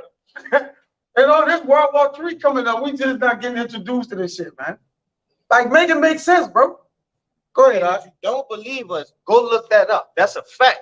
That's fact. They had iPhones in World War I, man. Go look that up. Yeah, because Jacob, they ain't had no iPhones back then. Man, the government don't tell you what they have, man. Nigga, you didn't know about crypto until 6 months ago. Hey, It's actually the crash. That's when you know. Yeah. Like right before it crash, because that's what they do. They get Jake. It's all a pyramid scheme. All right, this is how you get rich. Put all your money in this. Oh, it crashed. What does that mean? I mean, it went to somebody. It collapsed. Yeah, it collapsed. They crash or collapse. where is that? It's money in there. Where is it? Yeah. Put digital money out. But I got to It was. They got a nice way of taking everything from you. Oh, well, you know. And then they put you through hula loops to go and find. You got to call this number. Then call this number. Then call this number. Then you're on hold for 25 minutes. And the volume, what it said, the volume of the call is high. By the time you done went through so many avenues, you just hang the phone. That's like people with the government. Oh, well, they got these laws in place. You go to the House of Representatives, then you go to the Senate, then you go to here. All you gotta, bro, you know what it's gonna take for you to just have a conversation with the president? Brother, you're gonna go through so many people, you're not gonna never have a conversation. Right. So what they do, they exhaust you through options of being like, okay, you got the right to question this, or anybody have a, you know, whatever. You're gonna go through so many loopholes to where it's like, man, I can't. You're gonna get to a point where the phone won't even ring when you call that number. It'll just hang up, brother, mysteriously. Yeah. And now you gotta go through the whole process. Start all over. It's designed for you not to get something. Like, because when these banks collapse, people is gonna go to the bank and say, "Give my money out there." When money not even in the bank, you said, especially they give the common day people, because those are the poor people. When you got money, you don't go to the bank every day. Right. You don't even go to deposit the money. You have to get flown in, or they don't even have it in these banks. All right, because the money is the gold, whatever. So what they're showing you, that's just an illusion of money just coming back and forth, because it's the paperback. All right, so it's not real money that you're saying in the banks. So Jake thinking, I bring my physical money down. It goes out the back door. Remember, the money is a debt. It's a debt note. So Jake gonna go, when the banks collapse, Jake gonna go to that bank, the Chase Bank that he banked with, and be in front of that bitch. I'm about to break the window With his gun and shit. Ain't nothing in there. Ain't nothing in there. But again, our people are simple like that, man. You know, trusting in Egypt. Go ahead, Al. God, this is Second Chronicles 36, verse 15. And Yahweh, the power of their fathers, sent to them by his messengers, rising up betimes and sending, because he had compassion on his people and on his dwelling place. As you were going into a little bit earlier, during that shit, even before then, beginning with our apostle elders, you've had the Most High send the men of the Lord out to tell Jake exactly what's gonna happen, and showing it through the scriptures and through the news and everything. And then all these Johnny come latelys get the knowledge and thing, and then try to separate it from the scriptures. Verse 16, but they mocked the messengers of the Most High and despised his words and misused his prophets until the wrath of Yahweh arose against his people till there was no remedy. Hey, you spending this time of liberty, mocking and not taking heed to the words, what you're going to know it after death by pain. And the Most High, as it said in that Proverbs 1, is going to mock you and laugh at your calamities through who is men. Because the elect who spent this time of liberty get themselves right following after their power, when they've got that protective hedge over them and see you just getting rawed through, you're going to have nothing to do but laugh at you because you were being a jamoke. You were being a jackass. The big I told you so is coming, man. And it will behoove you to do what you can right now to make yourself in good sights with the Lord, right? To be on the good side of laughing, right? You don't want to be on the other end of that finger getting pointed and laughed at that day. Instead of making excuses and wasting everybody's goddamn time. Yeah. With Job 36 and 21. Go ahead, you got it. It's the book of Psalms, chapter 110, verse 3. Thy people shall be willing in the day of thy power. In the beauties of holiness from the womb of the morning, thou hast the dew of thy youth. Read it again outside. Thy people shall be willing in the day of thy power. So the people going to be willing in the day of the Lord's power, man. But that's a little late. We're not you at, brother. Yes. So if the Lord is raising up prophets B times, which B times mean earlier, all right, before destruction, all right, don't look for the Lord during the time of destruction, brother. All right, because in that day, He's going to be hiding his men, man. All right, you had all this time of liberty, right? You was given all this liberty to find a Lord, but guess what? You wanted to do whatever you wanted to do of the world. You wanted to be just in a conglomerate of iniquity, just being a nigger and niggerdom, man. So when the word of the Lord come and the judgment of the Lord come, don't be ready, willing in that day, man. All right, because the Lord gonna judge your ass. Go ahead. This is the book of Job, chapter 36, verse 21. It says, take heed, guard not iniquity, for this hast thou chosen rather than affliction. Right. So most people regard iniquity rather than affliction, because affliction is what we're doing right now, man. We're being afflicted for righteousness' sake. All right. So we could be separated from judgment when the Lord do put his hand down, man. The Lord coming with a heavy hand. All right. And no man gonna be able to stay his hand or hold his hand or be able to go out of the way of his hand unless you're in the way of his of his mercy, man. Other than that, the Lord gonna squish you. You know how they got the movies where they got the giant, when he come, everybody go to scare and you're boom, boom. Like, well, that's what the Lord gonna be doing to people, man. You gonna try to run, you just gonna see a hand of the Lord coming out. Boom. Like he gonna be killing you, which is symbolic for the angels and different matters of diseases and the dogs, the tear, the bears, the slay, all that's gonna be happening to you, man. All right, because you regarded iniquity. Meaning what? You watched after iniquity. We watching after they get saved. You wicked doers, we letting you commit wickedness, man. While we commit righteousness and we gonna say in the end. Yo, there's more. That's it. Yeah, I got. Go ahead. I'm just gonna make a point on that Ezekiel 9:4, where it says, "Hey, that mark of exemption is going to be set upon those that are sighing and crying for all the abominations being done." And if you're sighing and crying for it, what are you doing? You're not partaking in it. You're taking yourself as much out of this world as you can. But what does it say in the next verses? I'm gonna just read this, Ezekiel 9:4. And Yahweh said unto him, speaking of these death angels, that once they get that go ahead to start committing judgment, and the Most High is not going to stay their hand until that prescribed amount of death has been fulfilled. Go through the midst of the city, through the midst of Jerusalem. And again, we know Jerusalem's a people before it's a place. So it's talking about the nation of Israel and all across the planet, mainly in Babylon the Great, and set a mark that the wad upon the foreheads of the men that sigh and that That's the cry. men that's taking heed to what's going on. Right. And we the ones that sign and cry. We like, look, at some point the Lord gonna do a full judgment on this place. Yeah, it's been, seasons and, different pockets of, judgment, but it's gonna get to the point where the Lord like, look, lay all the judgment on, right? The judgment is to the line, is at the plummet, or as it say, the Lord gonna basically what? Put it over the whole judgment over everything, man. You ain't gonna have no chance to decide no more. Because right now it's open season for deciding to serve the Lord because the men are not put up yet. So there's still time to serve the Lord. Now, it is a little late, but hey, the Lord, nevertheless, the Lord still have a little time for men.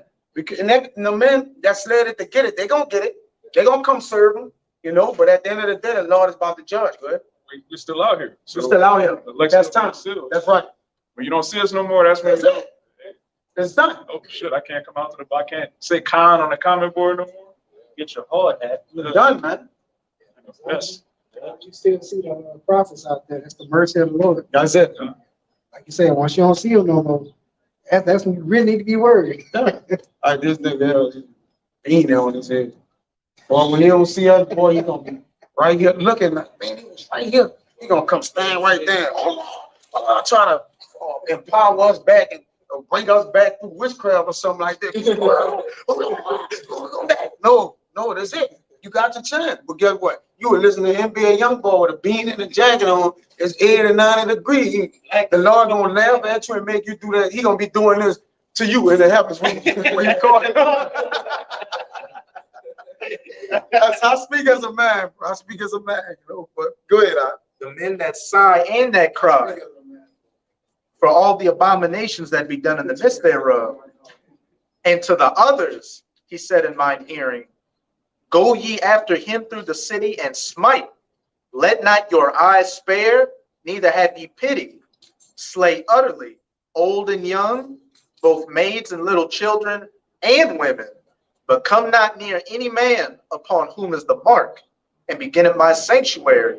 And they began at the ancient men, which are before the house. So to everybody else that didn't take heed to the word, young and old, woman, child, virgin, whore, everybody that doesn't have that mark of exemption is about to get completely rawed through by these judgments. And it's going to be as simple as that. Yes. It's Sirach 23 and 27. Come on. And they that remain shall know that there is nothing better than the fear of the Lord. Wait, it's nothing what? It's nothing better, come on, than the fear of the Lord. Yep. And that there is nothing sweeter There's nothing sweeter or better. Go ahead. than to take heed, To take what? to take heed Come on. unto the commandments of the Lord. So to take heed is the revere. Then the revere means to do it. All right. We can't just say out here, it says they that preach the gospel shall also live with the gospel. All right. So we're taking heed to the commandments, which is getting us set forth for what's coming, man. All right. It's coming. You can see it's coming on a pipeline, man. As Jake said, I can feel it in my veins, in my blood. Or we can feel it. So we don't want, we can feel it in the spirit because we're in the spirit with the Lord. We know it's coming. We're in tune with the spirit of the Lord, and the Lord allowing us to be entangled with him in the spirit. We can feel it coming, brother. We can feel it. We know that it won't tarry long. All right, that it's coming, man. Go ahead. There's more. And it says, it is great glory to follow the Lord and to be received of him is long life. Right. So we follow the Lord is to stay intact with his commandments, teaching. All right. We know what's attached to that is long life. So we still have to live to receive our crowns, Akim. So the job is not finished. All right. As the love brother Cabot over there did, we're not finished. We're not done yet. All right. We still know we have to get through our crowns. So in the getting of our crown, we still got to take heed to commandments. We still have work to do over here, man. All right. We're not gonna hold ourselves idle and end up at an NBA young boy album release party like that, man. We're not gonna do that, man. All right. But to each his own. If that's what you want to do, it be my guest, man. But for us, as for us in our house, we gonna serve the Lord. And this is my house. These are my brothers, man. All right. Go ahead. That one, go ahead. Yeah, this Second Ezra 7 and 9. If this city, which is talking about the kingdom, now were given unto a man for an inheritance, if he never shall pass the danger set before it, how shall he receive the inheritance? Got to go through it. And a part of that is to make it through it, we got to trust and serve the Lord. We got to take heed unto these commandments. That's the only way we can receive that inheritance. God. Give me 2 Peter 1:19. We have a brother. It's Psalms 34 and 14, it says, depart from evil and do good. Seek peace and pursue it. The eyes of the Lord are upon the righteous, and his ears are open unto their cry. And reason why I brought that out, because the only way you're going to receive salvation is if you detach yourself from this world and come back unto the Lord, as we've been beautifully bringing out these precepts. All right. It says, the face of the Lord is against them that do evil, to cut off the remembrance of them from the earth. And we know who the chief wicked of the earth is, which is Esau, Edom. But you still have 2/3 of our people who come under that same banner, all right, who are like children of this devil. All right. It says, the Lord is nigh unto them that are of a broken heart, and save it such as be of a contrite spirit. And we in a broken heart and a contrite spirit, man, here in this wicked ass kingdom. All right. The righteous will not be whole in this kingdom. We crying out daily. We seeking the Lord that we may obtain that salvation. All right. Oh, got it. This 1 Timothy 4:16, it says, take heed unto thyself and unto the doctrine. Continue in them. The word, the law. Go ahead. For in doing this, thou shalt both save thyself and them that hear thee. So this is what we have to do, right? This is how we're going to have to save ourselves and them that hear us. Because the ones that hear us is the ones that's going to take heed to what's heard and do as we doing. Did not Paul say, be ye followers of me as I'm a follower of the Mashiach Yahushua? Right. So read that again. God, this 1 Timothy 4:16. Come on. It says, take heed unto thyself and unto the doctrine. What's the doctrine? This word. All right. That sound doctrine, Yahushua. Prophecy. All right. The spirit of Yahushua, the spirit of prophecy, man. Go ahead. It says, continue in them. For in doing this. Continue in them. Right. So there's a continuance in the ministry that we have to keep going. You do, Jake, honest. Do you really think we won't go do that? Continue to just do it. That means if we continue to do this, the kingdom of heaven ain't gonna never come. So at some point, it's like, Lord, like, they ain't gonna listen, which the Lord has all that in his hand to know, like, okay, this is now they still, the rest won't listen. I know they won't listen because I blinded their minds. Yeah. So I hid the gospel from them. Because only the ones that's not gonna listen, if you're an Israelite, is the ones the Lord hid the gospel to. You go on that word hid, it means to be put to death. That's what that means. Put aside for destruction. You put aside for destruction, meaning to be destroyed. Born in vain. You're born in vain. That's right. And then he kept a cluster of the grape. Go ahead. A grape of the cluster. Go ahead. It says, for in doing this, thou. Go ahead. If you continue in what we're doing, go ahead. Thou shalt both save thyself and them that hear thee. So this is how we save ourselves and those that believe upon us, man. All right. Our families and, different things. It's the only way we can put ourselves in a position for our families to be saved, because our families not out here doing it. So at the end of the day, it's like, if you really don't get it, we don't show in the hand of the Lord, but at the end of the day, you don't make who's gonna get it? All right, like your children, you want nobody knows you're hustling for the Lord like that, brother. They ain't working for the Lord. Now they do have, people gonna get. We just can't say who gonna get saved because we ourselves are not saved. But ultimately, like, if you ain't putting nothing in, you don't get nothing back. That's universal. Yeah, that's 1 + 1. Simple, man. So you got it. Oh, I'm gonna say just it's the most selfish, unselfish thing you could do. Yeah. you gotta be unselfishly selfish serving the Lord. But you gotta be unselfish with the men that's in the body. It gotta be equality. All right. But that's why he said, work out thy own salvation. That's selfish. Bro, that's a selfish spirit. And then but Jacob thinks, well, I gotta work out my own salvation. And then forget the man on side you. When they say right here, save thyself and those that empty. Well, y'all brothers, I'm listening to the precepts, y'all brothers bringing out like that, help save me. Like, oh, gotta do that. So we're even talking to those that hear you. It's gonna be those of the body as well. We all hear each other, right? It ain't just talking to people that are without. That's talking about people that are with them. All right, go ahead. No, that was it, man. That was it. Go ahead. Yeah. This 2 Peter chapter 1, verse 19. We have also a more sure word of prophecy. Yeah. Whereunto ye do well that ye take heed. Yeah, that you take heed. All right. Whereunto you do well if you take heed to this sure word of prophecy, man. To the restitution of all things be. Right? The root word in restitution is what? Rest. Right? Restitution is like a rest being instituted in, man. All right, what? Put in a place, man.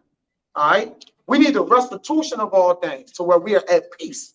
All right. Which is going to explain. Go ahead, As unto a light that shineth in a dark place, yep, go ahead. Until the day dawn. Yep. And the day star arise in your heart. So the day star rise in our heart, man.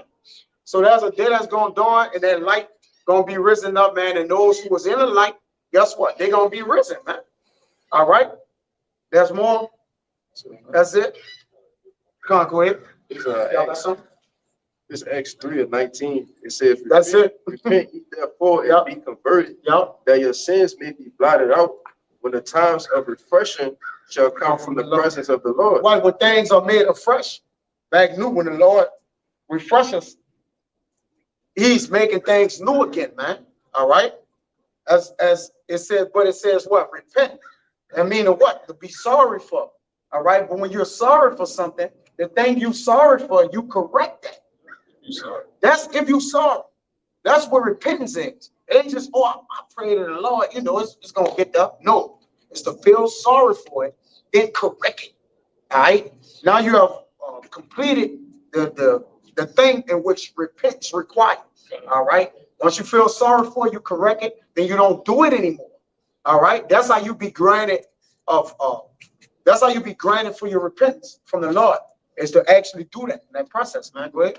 That's verse 20. It says, and he shall send Yahushua Mashiach, which was preached, which before was preached unto you, whom the heaven must receive until the times of restitution, right, of all things. Right. So the times of restitution to all things, when we in Acts, when you saw the men gazing at the stars, when the Lord went back, man.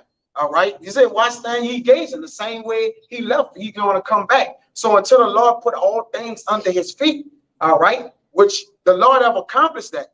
Until all his enemies be put down, everything gonna be restituted back in, man. All right. Get that in 1 Corinthians, brother. Until all things be put under the Lord's feet.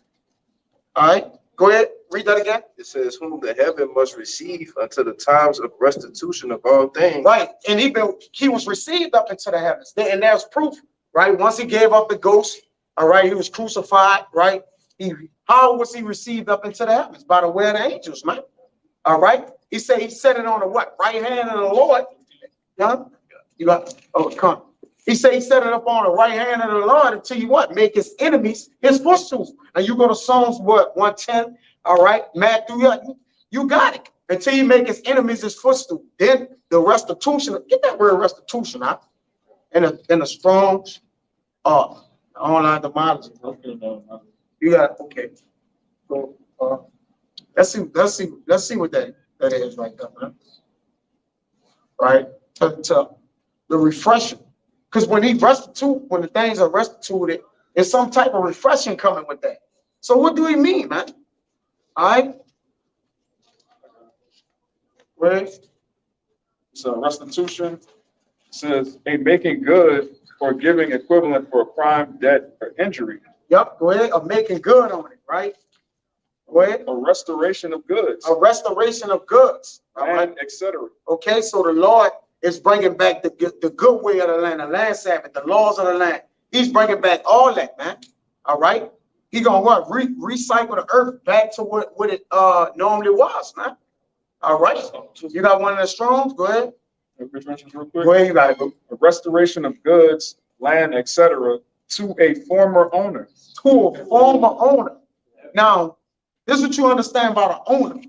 When you're a former owner, all right, which really the earth is the Lord's and the fullness thereof, you know, as the scriptures say. So everything in the earth is for the Lord, and the Lord really gave everything to us.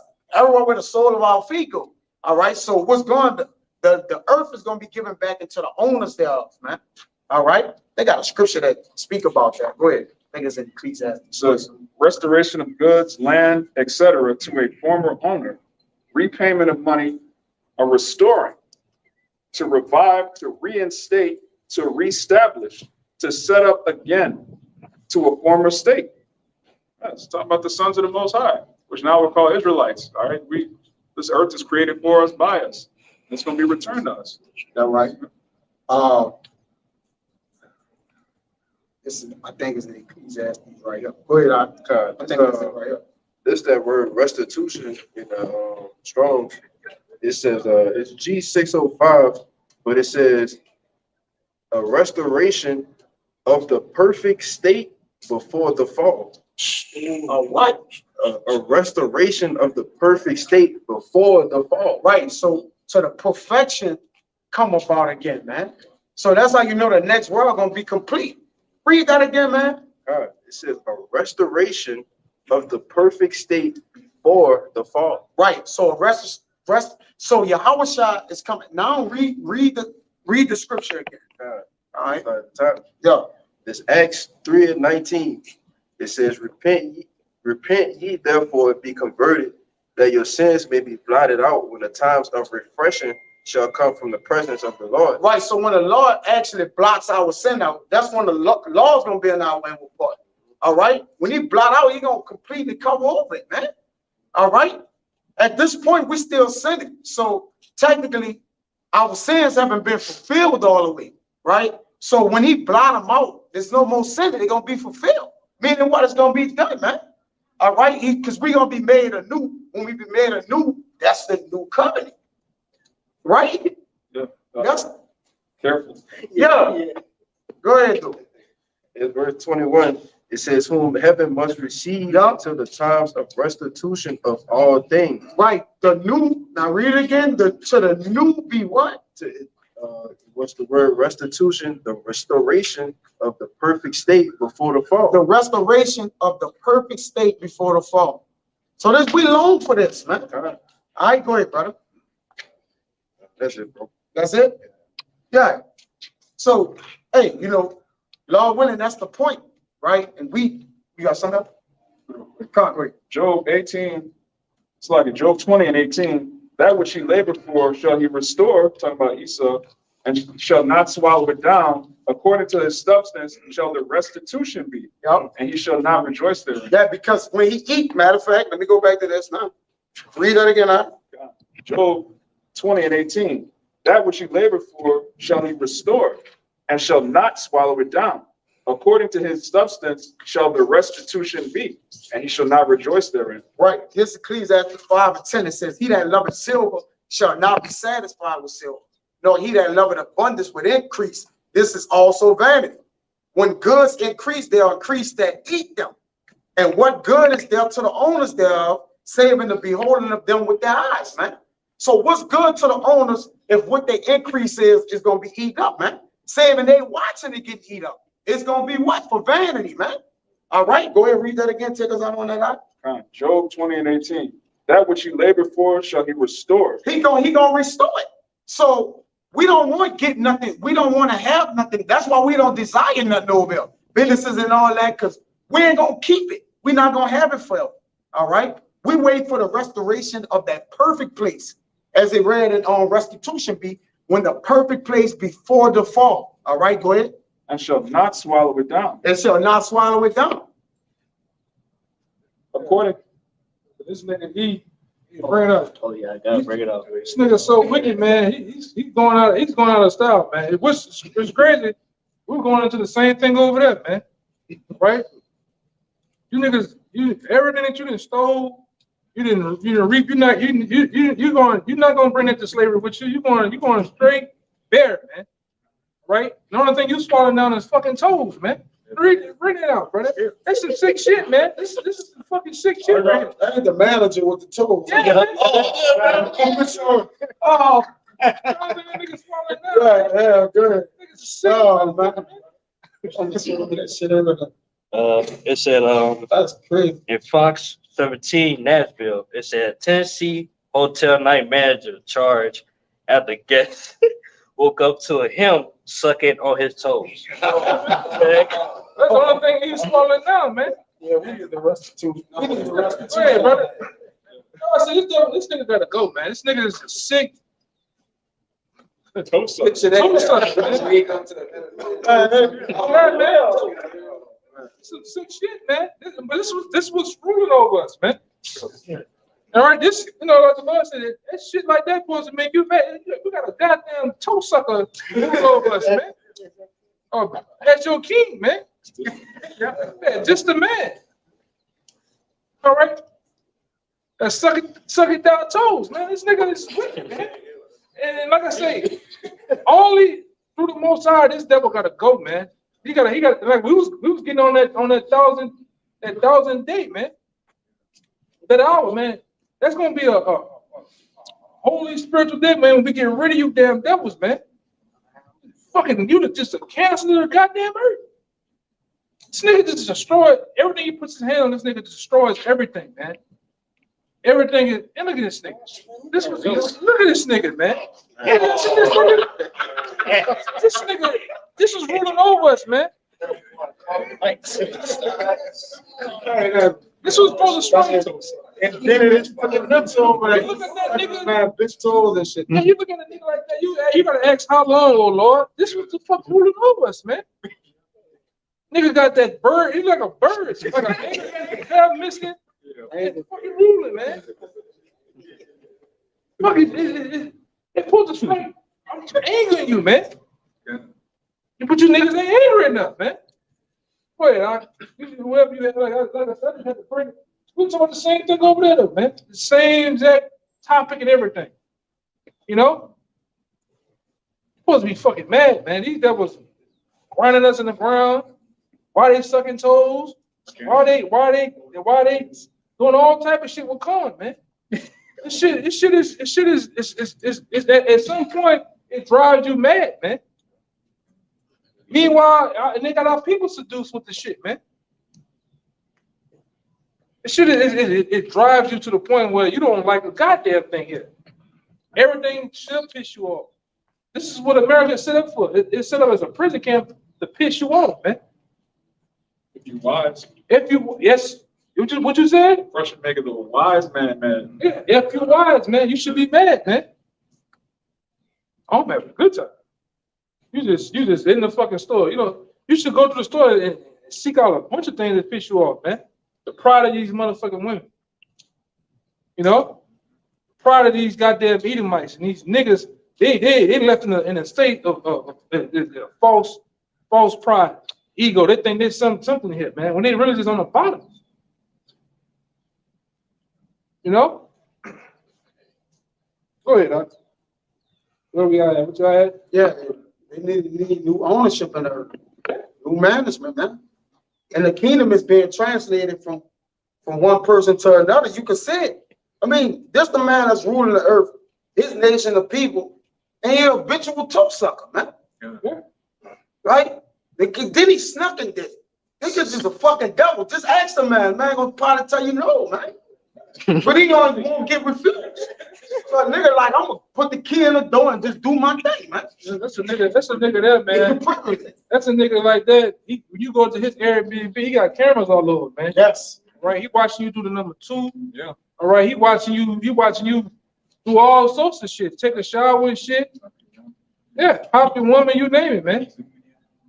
He the nigga that what you sucked the man told, he probably got in the bed with him, man.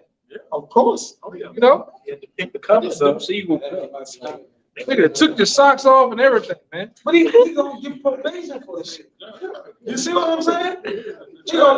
So The judge gonna, man out of his mind. They gonna give him 6 months in the crazy institution, and then the nigga gonna go to jail from his loft somewhere here in jail at his own house, man. On probation. So This nigga there that drives to and from work naked, man. Yeah. While he driving. from here Shirt on, down. just got the shirt on. Everything else naked, man. We didn't see the nigga out here like that. Over there by the truck over there, man. You know? It's sick ass people out here. It's like seeing a lot of this shit is like listening to the radio on Grand Theft Auto. You hear some wild shit on that. It's how the people here in America is, man. You got the in-dog, she eating the children there. You know, this shit is wild, man. We gotta get the fuck out of America, man. And that's why the scripture said, if it wasn't for the Lord, we would be like Solomon. We would be some toe suckers, man. All right, some backdoor kickers, man. All right, giving people, hey man, niggas here sick, man.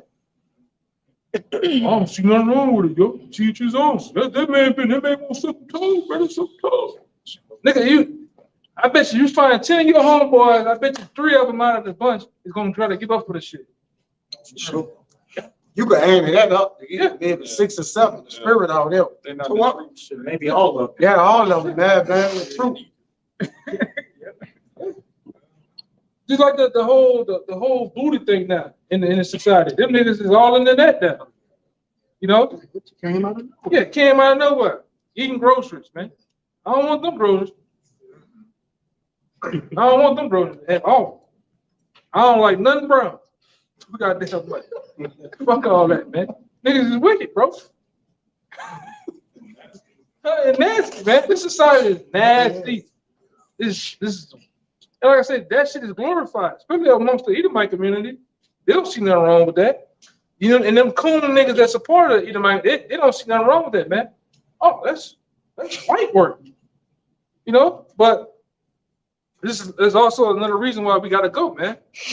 You look at shit and you hear shit like that, you gotta ask the Lord, like, how long, man? How long you gonna let the wicked continue to do shit like this? It's praised over here, man. It's praised. You know? But like we started off over there saying this very thing that we doing here is demonized. Them niggas will call the cops on us. They'll take taxpayer dollars to call the cops on a group of guys reading the Bible. But meanwhile, all right, toe sucking is going on, pedophilia. You got niggas that got a piece of gay credit, piece of gay membership cards. These niggas is a part of all type of shit over here. It's like they didn't find another group, pedophiles. They selling. They got the pedophile symbols on a baby Pampers, man. You know, this is what's going on. It's uphold over here. We gotta go to jail though. You know, but go ahead, you know we can. We at that point. Not a brother on point. This a nasty ass world, man. And we gonna have a clean, good environment. You know, the Lord gonna restore things as it was before the fall. And then what? The righteous rulers and governors gonna be in place. Well, no wickedness is gonna be allowed. So we read the scriptures all the time about how the children gonna play in the street. You think in the kingdom they're gonna have pedophiles? No. Not at all, man. Even the phone agreed. You know, not at all, man. We're gonna be at peace. The children, everything is gonna be at home. This is like we just ended it with over there. The world itself is gonna become back a paradise. Man. All right, waterfalls. We're gonna actually live around trees, man, which we supposed to. It brings forth a level thinking and calm mind, man. We're gonna be around water, fresh water, not that shit over there. Yeah. Niggas supposed to put the arcs, keep the arcs in the water to filter the water to keep it blue. They eat this shit. Shrimp and shit, them roaches, man. You know, catfish and shit. We're not gonna. It's gonna be back a paradise, man. With these devils serving, and a lot of you niggas ain't cool with that. With the white man serving us in slavery, man. We want that, man. We serve this damn devil. Did we or did we not? Still got to serve. 3, 4 in the morning, got to wake up and punch a goddamn clock. Get told, hey, Jeff, I need to come over here and do something. Nigga, you don't need no help. You've been fucking off all the other time at work. But you gotta serve these devils. Why are they talking to you crazy? Why do you don't even have the shit that you need to actually completely do the goddamn job, man? Then you got the damn women, at work with you too. Fucking off. Hey, could you do me a favor? I heard that shit so much, that shit drove me crazy, man. Can you do me a favor? Can you get that? Can you open this? But meanwhile, they on Netflix. They on Facebook, Instagram, the TikToks, and whatever else, Bumble and whatever else fucking website they got, man. Ordering them up Tyrone, Build-A-Bear nigga. Girl, look like I got my old man, my new old man outfit. You hear stupid shit, man. This place got to go, man. And you hear us, we talk about it because we signed and crying about this shit, man. Hey, man, I don't want to see that nigga licking nobody, sucking nobody's goddamn toes, man. You're supposed to put a nigga like that to death. According to the Bible. What you about to say? It said on the ark, it said he got intimate with his feet. It said on the ark about it. Damn. You see, that's why the Lord say, you know, you're supposed to cover it up, man. And that's probably a nigga he was sucking on, right? It don't matter. It don't matter. Whether it was another man or woman, he's supposed to go, man. Oh, that was a man. I think it's talking his two. Yeah, but I say it don't matter whether it's a man or a nigga like they gotta go, man. Right. You know? But that's why the Lord got laws, such things set up like that, man. Over here, it's just those type of people run rampant. You know how many of those? You know the guy, they just called the guy from the guy that played Chucky. It's a little midget. Oh yeah. He played Chucky. They just caught him with a bunch of nigga had 9,600 pictures of things of child pornography, man. The real Chucky. The real Chucky, yes. Yeah, the real, yeah. But they say that they don't bring him just he's already sick. He's already on oxygen. Got shit all up his nose and shit. He's sickly. They don't know, you know, he may be about to go, and some other time they're not gonna bring any charges against him. His ass was able to dress up like Chucky and talk shit. Shit crazy, man. But this is America. Go ahead, like what you gotta in it? Yeah.